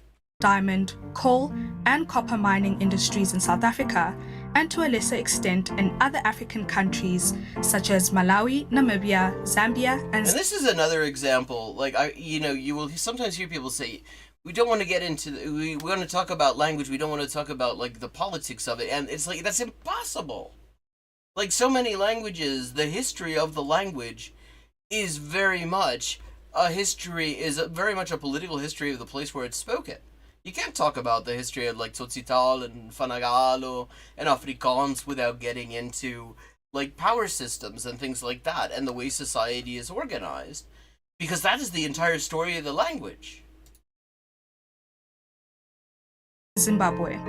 The name Fanagalo comes from strung together Nguni forms with Nguni is a subgroup of Bantu languages that is the group that includes isiNdebele, isiZulu, and isiXhosa. That X click I have the hardest time with. Galo, meaning like, of, that, and has the meaning of do it like this, reflecting its use as a language of instruction. Became very much used in the mines around the Witwatersrand because of the huge influx of migrant labour and also, internal and external migrant labour to the region. So that was, and then also in KwaZulu-Natal, a large population of Indian immigrants as well. So that there were two kind of sites where it was used for contact as a contact language. So that people could communicate it was a mutual language because they didn't have languages in common, basically. Yeah. Over many decades, the use of the language has dwindled. I'm going on some research by somebody called Newbie Rose, which was just a few years ago. She argued... Yeah, I mean, they're fascinating. I mean, and Africa is just such a site of massive linguistic diversity. Tadias. Amharic is a language I've wanted to learn properly as well. It's something I occasionally make an attempt at. Though I can only really say things like Tadias, which is like hi, Tehnanesh, how are you? That's kind of it. Amharenya. That it's being used by Indian shopkeepers in KwaZulu-Natal quite a lot. Wow, these machine-generated subs, YouTube, not good. Like, KwaZulu-Natal, it should be able to pick up. That's the name of a bloody province in South Africa. It gets used a lot. To speak to, Zulu, this is Zulu-speaking customers. So it's still quite vibrant in that context. But it was sort of rejected in the mine context because it was seen as a language rather than teaching sort of mine workers, rather than teaching them English. The mines were investing in teaching Fanagalo, and it was seen as sort of restricting their access to English, which was seen as economically a stronger kind of route. Yeah, I mean, and you can see, I mean, again, you can't talk about history of languages without talking about power structures, and yeah, you can see why it would suit mine owners to have these workers learning a language that is entirely built around them being told what to do, and not necessarily giving them access to, like, a broader community because, I mean, if you want to organize, for example, it's useful to have a broader language in common, for example, that isn't entirely built on somebody telling you what to do. And so, yeah, restricting their access to English, for example, would be it would be a very useful power move. From the point of view of a mine owner who is trying to keep wages and workers down. To go. So I think its use has been reduced in the mine context and been replaced by English in a lot of.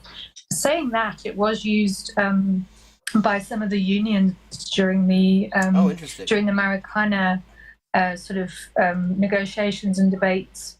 Some of the unions were still using Fanagalo, so it's. I think it's still around. And this is the thing about languages. They can, just because somebody has this idea, well, we can sort of keep the workers down if we just sort of specifically move them in the direction of this language that we think we can control.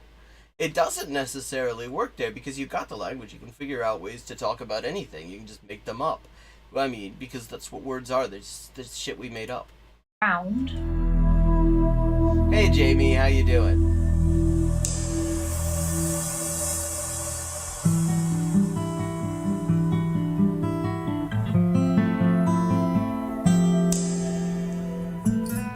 Man, I can't do desert. I mean, there's just something, that is just not an environment that I could spend a lot of time in. Like, I've gone through exactly one desert in my life, and that's in Chile and Peru. And it's a long one. It's the Atacama Desert, which is like the driest place in the world that is outside of like the poles.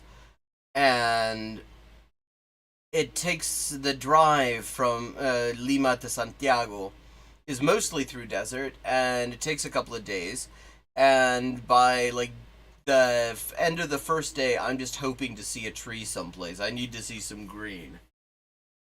Ana, a mining town in the northwest, is one of the areas where Fanagalo is still spoken today. Lokama kamina mina Zola mina phuma lapha Eastern Cape losifani kamina mnomhlangaso kujopa lapha mine mina qale kalo 86 mina fikile lapha mine mina beginning nacabanga athi mina khona 23 years kade mina beginning steering so mina fikile lapha enakhulunywa lofana kalo. Okay, like I'm hearing the Zulu influence. Like Lapa is here in isiZulu. Umuntu, that's also, yeah, I mean, definite Zulu influence there, that's people. Ah, damn it. Athi mina khona 23 years kade mina beginning steering. And you notice, I mean, this is a thing that happens a lot. It's actually to the chagrin of a lot of people who are trying to promote indigenous language in South Africa, that people switch over for numbers. He said 23 years. He didn't say, I don't know the numbers in isiZulu, and much less in Fanagalo. So mina fikile lapha enakhulunywa lofana kalo lomlungu lomuntu omnyama zonke emhlobo emnyama umhlobo. Yeah, okay, yeah, I mean these are also the isiZulu words. Emnyama means black, emhlope means white. Kati nakhuluma lofana kalo mina funda yini nabambile ngicabanga mina bambile mina funda. Okay, yeah, I'm surprising myself here, because my isiZulu is very limited. My Fanagalo is non-existent, but I can see why this language took shape, really, because there's tons of stuff that is very familiar. Like funda is the root in isiZulu, and I think probably isiXhosa and isiNdebele too. It means like to learn, to study, to read. And mina funda, I guess the na, it works like the ya in isiZulu. Ya is like sort of a direct object. Mina funda, it would be like gia funda, I guess. But they simplified the ng to me. Interesting. Okay, this is cool. ile 1 year makhuluma ukuthi indaba nakhuluma fana kalo lapha mind akumano lapha mind akhuluma fana kalo kwenzeka ukuthi nawuzwanana part of communication ndalo munye na mihlobo leyo nahlukahlukanile so kade nakhuluma nawuzwana kahle lapha waiting place underground kade bamba ama safety meeting nawuzwana kahle lo munye ukuthi nayuzwa wena lo yena khuluma Xhosa Zulu Venda Changane so manje renza nzima so lo mina ukile ukuthi betira renza one language ukuthi yakuma one lwimi.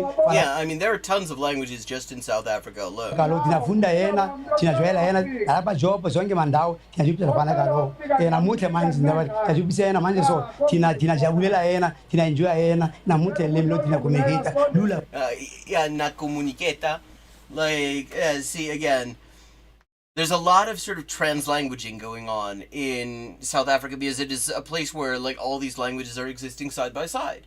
So you have the word communicate, that was the English word communicate. If you thought you heard an English word in there, you did. Jamie, okay, this is a series on the South African Broadcasting Company, South African State TV called the Language Series. We looked at an episode of this yesterweek. There, it wasn't a word before, it is one now, I guess. Last week on isiZulu. But it is a series on all the major languages of South Africa. And this one is about Tsotsitaal, Sepitori, and Fanagalo, which are what are they called unconventional languages. They're like the most marginalized languages. The Fanagalo is a language that essentially came up from the fact that you had people in these mining, in the mines, who were speakers of all sorts of different languages. And it was sort of a means of communication between these black workers from all these different language backgrounds, related language backgrounds, but different, and the white foreman. And it is apparently still spoken in some mining communities now, including Marikana. And so we're talking about Fanagalo, and we're talking about Tsotsitaal, which is like a language that I think is mostly spoken in eastern townships. And I mean, and I find it fascinating because, I mean, we're talking about languages that sort of originate from the margins, and those are sort of my favorite languages. They're fascinating to me because you have all sorts of interesting things going on, and they're often languages that have had to survive all sorts of adverse situations.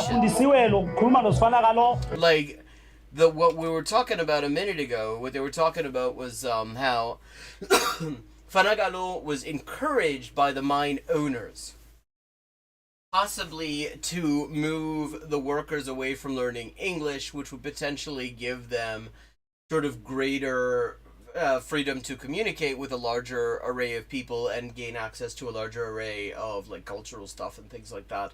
And they thought it would be a way apparently to keep the workers down.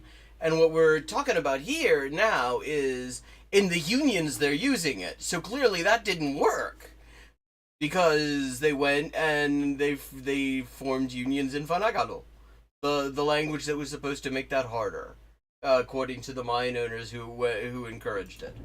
Los Fanagalo dibanisa zonke lo muntu lena abuya lapha muLusuthu lena abuya lapha Mozambique thina dibana los Fanagalo interesting Mozambique thina bambana kalo into thina khuluma thina yazi ukuthi lo khuluma. Okay, yeah, khuluma is speak in isiZulu. Umuntu yena izwana nalapha kalo lamankonzo kathina lapha kalo matawe thina funda los Fanagalo ukuthi lo muntu yena izwanana tina funda. Okay, so that's we learned. Like, okay, I can see why this caught on because like my limited Zulu, I'm already just picking up words as I listen to them speak it. Yena lo njongo lo kalo Fanagalo yena lokudibanisa lo muntu lona izwanana ukuthi yena izwanana kalo kukhuluma thina khuluma yena futhi sina jabulela yena tina khuluma yena. Yeah, so T is we. Tina kuluma. Lapas mine, loko wena funa lo yini lapha kalo. Lapas mine. So they use the English word mine. Wena dibana kalo Fanagalo, azikho lo muntu oyakhuluma English, azikho lo yena khuluma lo language ka yena. Thina dityaniswa kalo Fanagalo. Yeah, if you listen carefully, even if you don't understand anything else in it, and I understand very little of it, you will hear English words in there. Like you said, English. There was another one in there too.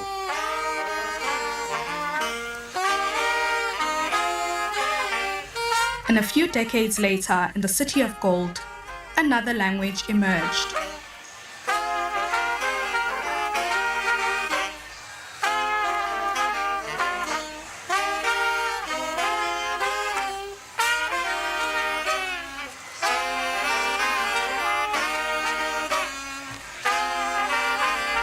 Tsotsitaal, an amalgamation of mixed languages mainly spoken in the townships of South Africa, those were is said to owe its origins to language contact within a multilingual setting of 19th century South Africa and to the rise of urban and township communities. The word tsotsi originates from a Sesotho slang word for thug or robber, and dal is the Afrikaans word for language. Yeah, I mean, which already just from the name of it, you can tell that you have these sort of diverse influences. First known as a criminal language, it had the power of ensuring secrecy in the speech, as only criminals at first could understand it. But by the late 1940s and 1950s, it became popular in iconic townships such as Sophiatown, west of Johannesburg. Around the 1930s, I'm liking the music. Became noticed and known and sort of an established kind of style in Sophiatown. So, and at that stage, it was kind of an Afrikaans-based style. Afrikaans itself is a language that is based on contact between multiple languages, because it's like it starts at the sort of backbone of it is Dutch, but then there's all sorts of like Malay in it. There's actually Fanagalo in it. There's isiZulu. There are like Khoisan languages in it. There's all sorts of stuff in there. People used, and it's sort of used for. And let me just say, if you're enjoying the stream, to appear to be. Please consider helping pay for the stream, and it helps me out. It helps me continue doing stuff. You can use that tip command there that Nightbot has just given us the link to, or let me give you another link. It helps me continue doing all the stuff I do, because it helps me continue to eat things and stuff. And so all support is very, very much appreciated always.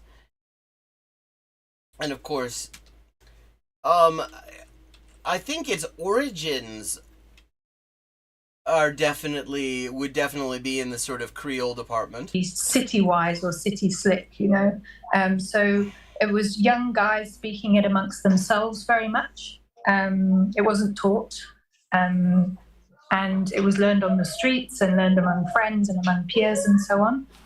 Is you happy om te be sien? How did you get in? Is jy happy om te be seen? Okay, that is a cool sentence, because that is Afrikaans grammar, but almost every single word in that was English. Is jy is Afrikaans. Happy, English, obviously.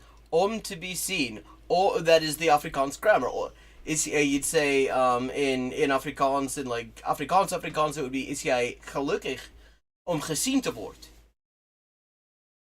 But so that okay. You left the side door unlocked. That's not my idea, especially these days. Majiras are always on the move. Why are you here? My shield, sweetness. Excuse my shield. My geld. Okay, that's Afrikaans. That is Afrikaans, but pronounced differently. For the TV, but you said I can. For the kitchen staff, baby. And it's over a week now. You said I could pay you when I got the money. Project, I told you. I don't have it right now. Maybe at the end of this month. Lester, Booby. I'm running a business, not a charity. I can make exceptions even for the nicest puppies. My loan says strictly 7 days. You pay me. The way that we've looked at it, it's not a language as such. So I think it's quite important to make that kind of distinction. So, I mean, the way that it's used today, it's very much a style of speaking, and it's a kind of stylization that indicates a particular kind of identity.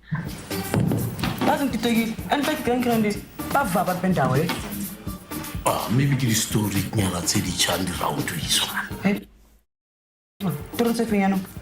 tsa gore wena o paisetsa bana di-drugs. Hayi bakazongihlanyela yazini yabona umuntu lona okhuluma inyonga emitradini ngifuna nimtholeni nimletheni la besekana mina lo ngimsota out one time. So, yeah. I mean, again, lots of English in there. Can you sort that out one time? Nani nangdi? Hi, that's no. Tena nenhle ke nifunani yiki lempende kanti antshintshisani ukunceda uFifi. No, ngikhapha khona nodilasa one.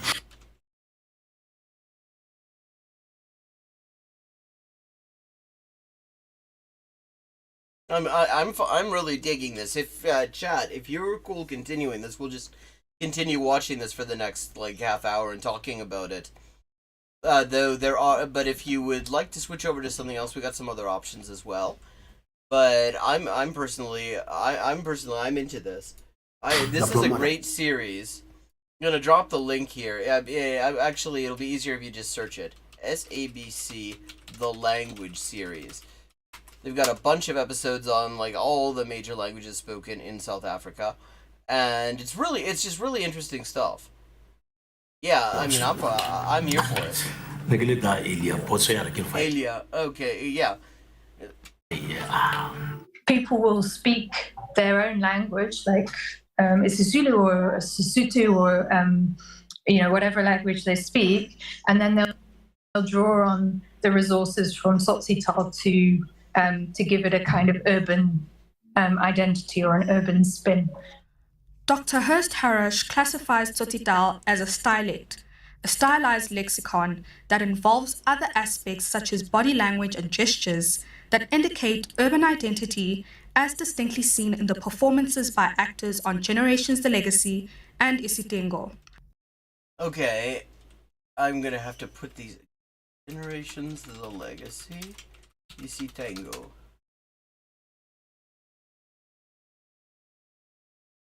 Now I'm very curious.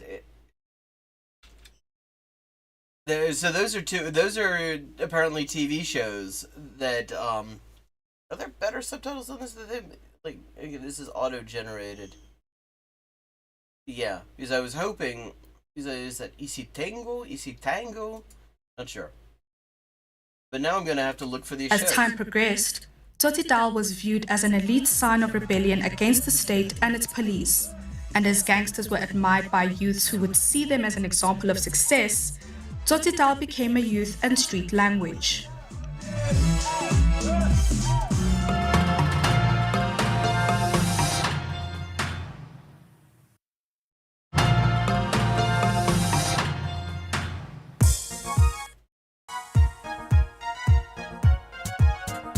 Tsotsitaal, although defined as a variety of... Yeah, I mean, and this is one of the reasons I really like languages that sort of start from the margins in various ways, because they almost always are some kind of form. There's some sort of rebellion involved in it, because they always are languages that are not the dominant language by definition.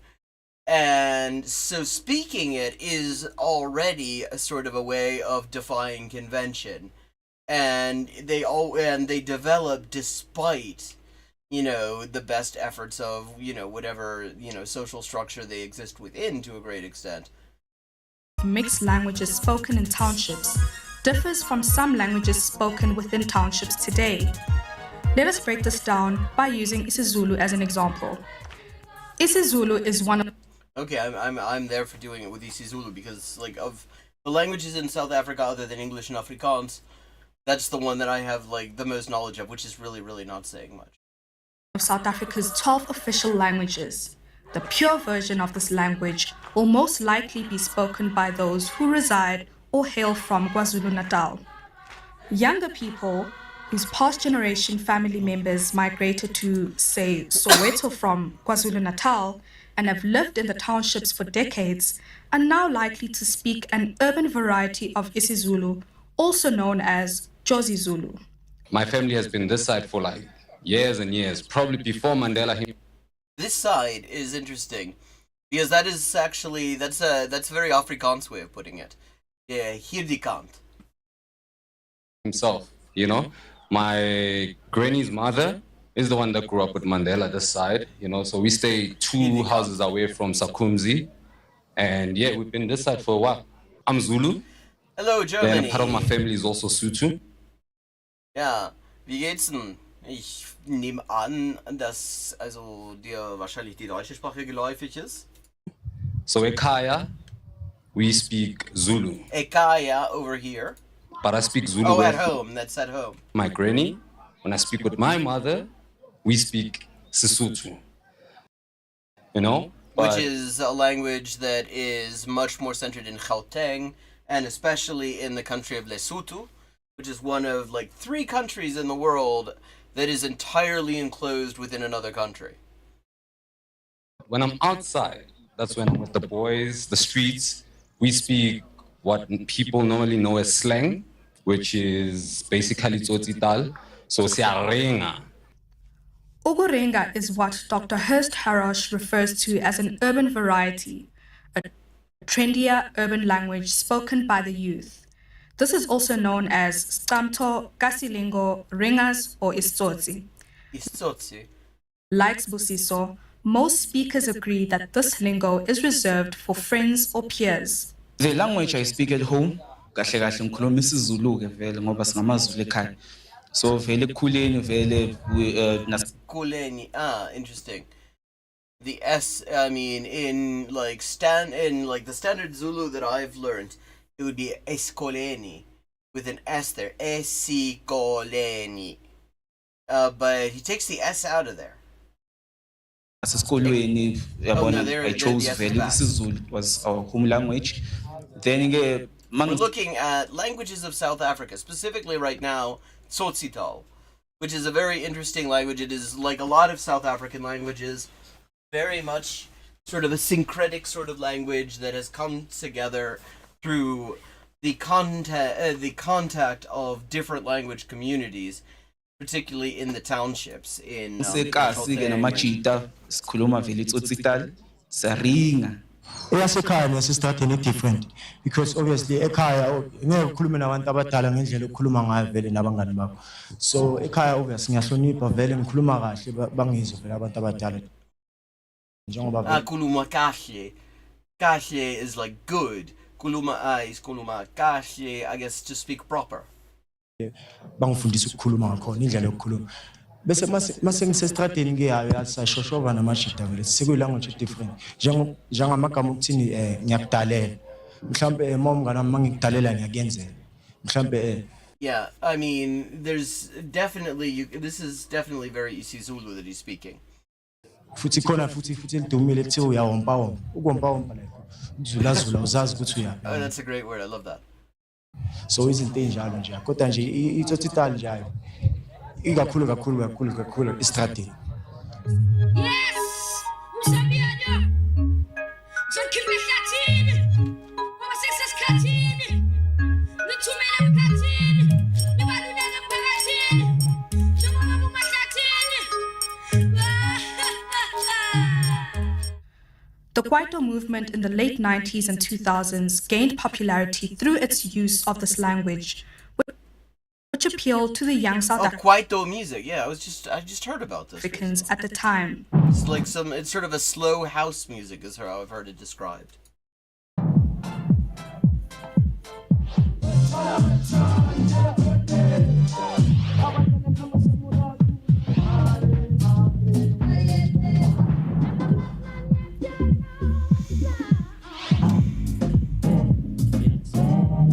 I got the audio in this bit isn't great.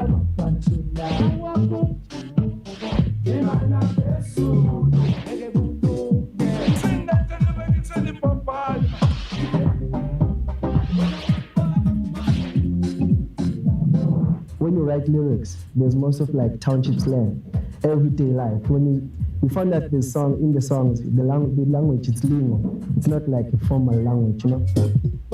Township lingo or Istamto is common, easy to understand, and most importantly, created in South Africa. It's the perfect language to go with locally produced beats. Although it has similarities, the lingo is not necessarily Tsotsitaal, but rather an urban spin of the language. Ungaba coach uthana. Uyafona. Khona intwana ezincane masibe sike. Uyazibamba uba coach. Sifuna ini? Jathi nje into encane amakhulu. Yeah, because more like assistant. Yeah, a technical team. I could be part of the technical team. Kube parent team. Parent team ukuthi impethu man yazi leni. Ihamba iyofasi. Ihamba. Okay, I mean, there's another word I actually just said. Yeah, they have different sort of spin-offs of house. Because there's like, there's also one that is called Kom, which is faster. And I think also Maskanzi, which is also a big like Zulu musical movement, is also like connected to house, though I'm not quite sure about that. Yeah, house is big. Is my understanding. Yeah, but you know something. The next language we look at takes us to the north of Gauteng and back into the 1850s. I'm from Rustenburg originally. That's where I was born and raised. This is, I forget his name, but he's a professor of linguistics. So when I was 5 years old, my mom visited her aunt in Zone 6, Harangua. When we arrived there, I easily picked up that, my peers spoke what I thought was Setswana, but it wasn't. It sounded different. Some of the words I didn't understand. And I kept asking my mom, what language is this? And my mom said, it's Setswana. I said, it's a different... Yeah, Setswana is another of the 12 major languages of South Africa, also spoken in Botswana to the north. Setswana, right? She said, yes. I mean, as a 5-year-old, I didn't have any inclination of variations in a language. Because, for 5 years, I had lived in this bubble called Rustenburg. So that's where the interest, I believe, started. So throughout my life, I was paying attention to this Pitori language, and as they say, the rest is history. Pitori, I guess that's Pretoria. This language that captivated and intrigued the then 5-year-old Thabo Ditsele, who later became a sociolinguist professor, was... and I can totally identify with that, because I was like, language variations very much something that was just fascinating to me. Like, I had like books on tape that I listened to when I was little. Like, one of them was and a lot of the readers were English. They were so that was very much, those sorts of variations were very much part of like stuff that I was noticing and things like that. And that stuff is always fascinated. Sipitori. Sipitori is a language spoken by residents of Pretoria, or Pitori as it's called by natives. The language is an informal language and a result of mixing mainly Sepedi and Setswana, and has influences from Tsotsitaal, Afrikaans, Sesotho, and other Bantu languages of the region. Yeah, because Gauteng is where a lot of these languages, Gauteng is where Pretoria is. And all these languages come together there. I mean, you've got KwaZulu-Natal is right to the east. You've got, a bunch of Sesotho because, of course, Lesotho's right there. And Sesotho is spoken well beyond the borders of Lesotho. I mean, these borders are just completely artificial constructions that have very little to do with language communities. Which is why, like, you've got Setswana, which is spoken both, you've got Botswana, and you notice it's not a coincidence that Tswana is in the name Botswana, because it is like the main place where like speakers of Setswana are, but there are lots of speakers of Setswana just south in South Africa, and so you've got all these things together. So you've got all these language communities that are coming together in Gauteng and so naturally that's going to cause spin-offs, making the lingo even more complex and charismatic. This is water from different provinces. Language communicate. So Pitori is by Changa, Zulu, the water Marnal Arto Takan combination at Taylor is a one. So go on and take away Languta Galigana. So Ntwa jangana wa Zulu wa le o khona ngutla ntse go bolla so wa mfastana ke yona combination o re tlhakantsisa gore go ira re language ba re ke Spitori. Many people think that Spitori came now with the new generation, the born frees. No, it dates back to the 1850s.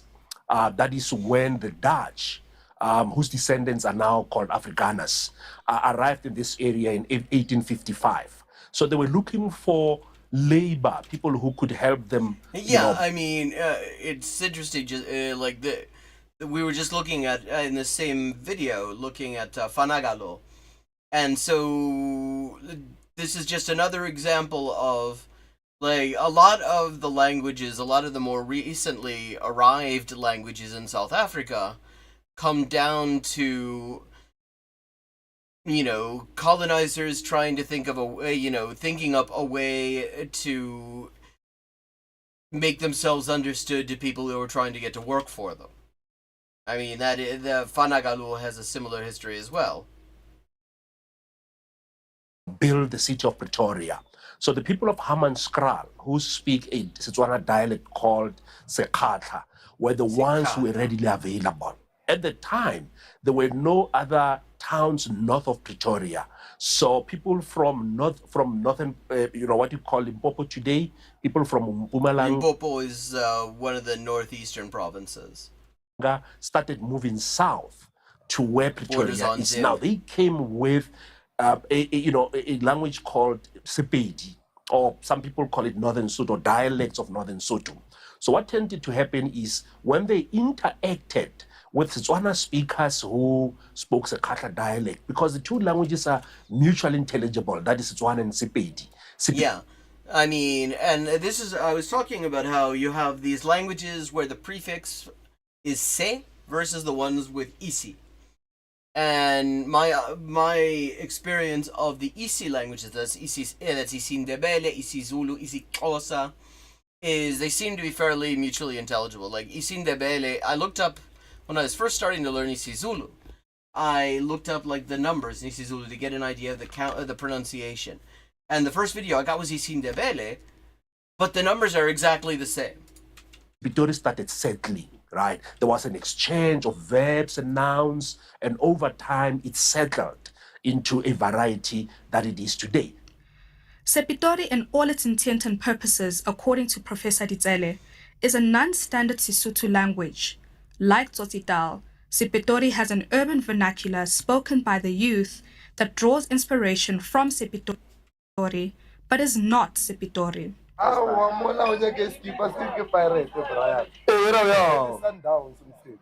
Oh, so vanyaka vele ri nuku ra tiheti dilo di vestele ke jacket di teng di tlhapetse le mola mo tlase mola jo mara jo mo ka strata se la mara re foutele ya lofta se re bona game sharp stele wa ntshwana jo biosa tebe re tsere wa itse ya bara nna mo di vaping tla se tse la dia bona jo.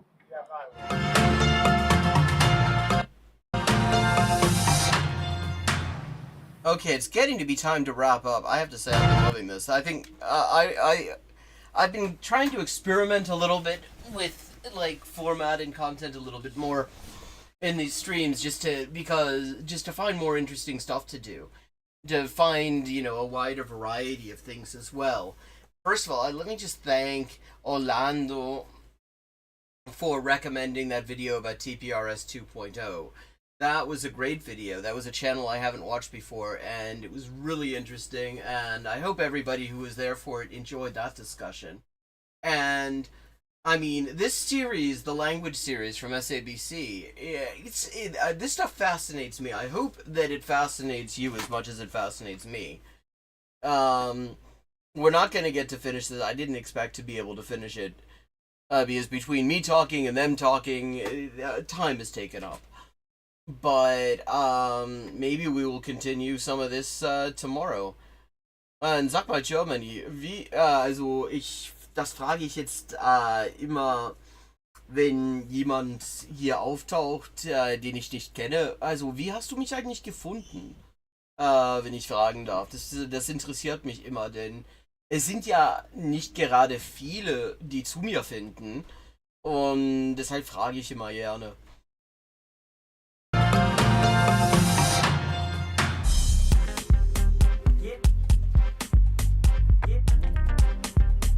every township in South Africa would have a youth language. So Tswana is not different. So what tends to happen is the youth of Tswane who at home speak Sipitori tend to, use vibey, trendy language. Yeah, of Now, course. Like everywhere in the world. When you come down to it, people are every language is constantly developing spin-offs. It hasn't been given a name yet. It is then assumed that that is actually Sipitori. I can give an example with Soweto. In Soweto, for instance, there are two main varieties spoken there. You have what we call Jozi Zulu, and we have what we call Jozi Soto, right? Those are languages. If you speak to someone from Dube in Soweto, they wouldn't sound like someone from Nongoma, right? So they speak a variety that is spoken. The other thing about South Africa is it's a really big country. So, which already gives it, on the Mercator projection, it doesn't necessarily look like a very big country, but it takes a long time to get across it. I've not been, but I've done like Google driving directions, and yeah, big country, actually. And so you have that spread itself also, and the fact that there's desert, there in a lot of it. Also contributes to linguistic diversity, and so you get all sorts of interesting stuff going on. In Tokoza, in Katlehong, Sipitori is the same. People speak this variety at home. Pastors, if you go to church, they preach in it. It's just that the youth, then, wanting to be trendy, they start to introduce expressions, words, and then people just call them Sipitori. Professor Ditele asserts that there is a distinctive difference between Sipitori spoken by the general masses and that spoken by the youth that Pretoria natives can decipher.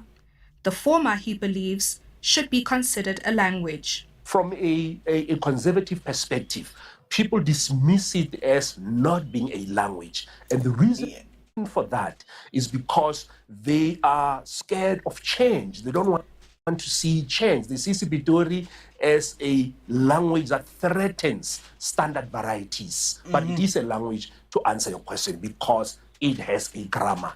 And I've challenged many people to say, would you dispute that this is Sipitori's grammar? And I will give you a sentence to say, analyze this sentence. Well, what normally people would say is that, but this word, its etymology, its origin is Northern Soto. I have to say, I would be fascinated to chat with this professor. First of all, he seems to share my own interest in sort of non-standard variety. I've always loved non-standard varieties of languages. That's always been what's fascinated me for like pretty much my entire life. And it just seems like it would be a very interesting conversation. One's origin is Afrikaans. While English is the same. There are words that have not always been English. English is full of words that have not always been English. It's constantly picking up, and wherever you go, because English is, English speakers colonize the entire bloody planet. So, and everywhere they go, they pick up words. In fact, I've often said, because I think it's very much true, the people who've done the most interesting stuff with English are the people who had English forced on them. Ranging from, like, the Irish early on to, like, India and Africa and, indigenous people in North America have all had the most interesting takes on English. They've actually been the biggest enrichers of the language. From other languages, they've settled into English, so you can't disqualify English just because you have Japanese words like karate, karaoke, you have words like hamburger from German. You run dismisses on those bases. Okay, and now it is time to wrap up. Thank you again to everyone. I hope you enjoyed the stream. I've enjoyed this. I think I'm finding, this is always sort of a search. I've got this, for, like, the right stuff that I can, actually keep a conversation going on and stuff. And I've had with this stream, I've actually had a harder time keeping getting people actually to show up. I'm glad I started, streaming once a week on YouTube. Specifically, yes, but not for long. It's about time to wrap up. It's about time for me to eat food things. But really, thanks to everyone who joined in. These past couple of weeks, I think, have been some of the better streams that I've had on here. And we're gonna continue on tomorrow. It'll be on Twitch. Just gonna drop that in there so you can find me on Twitch if you didn't already have me there. And maybe we'll continue with this. Maybe we'll do some other stuff. I got tons of other stuff to look at. We'll play some GeoGuessr. It'll be great. And if you enjoy the stream, please consider supporting me over on PayPal. It's very much appreciated. I know everybody is kind of buggered at the moment, so if you need it, don't I wouldn't want people to give me what they expect that they're going to need, but if you are in a position to and you would like to, it's very much appreciated and helps me continue doing all this stuff and making videos and streaming and stuff, and just helps me keep going. So very much appreciated, but nobody should feel bad if they can't. Yeah, so it is 7 o'clock, so it's time to wrap this up. Thank you again to everyone, and I hope to see you tomorrow.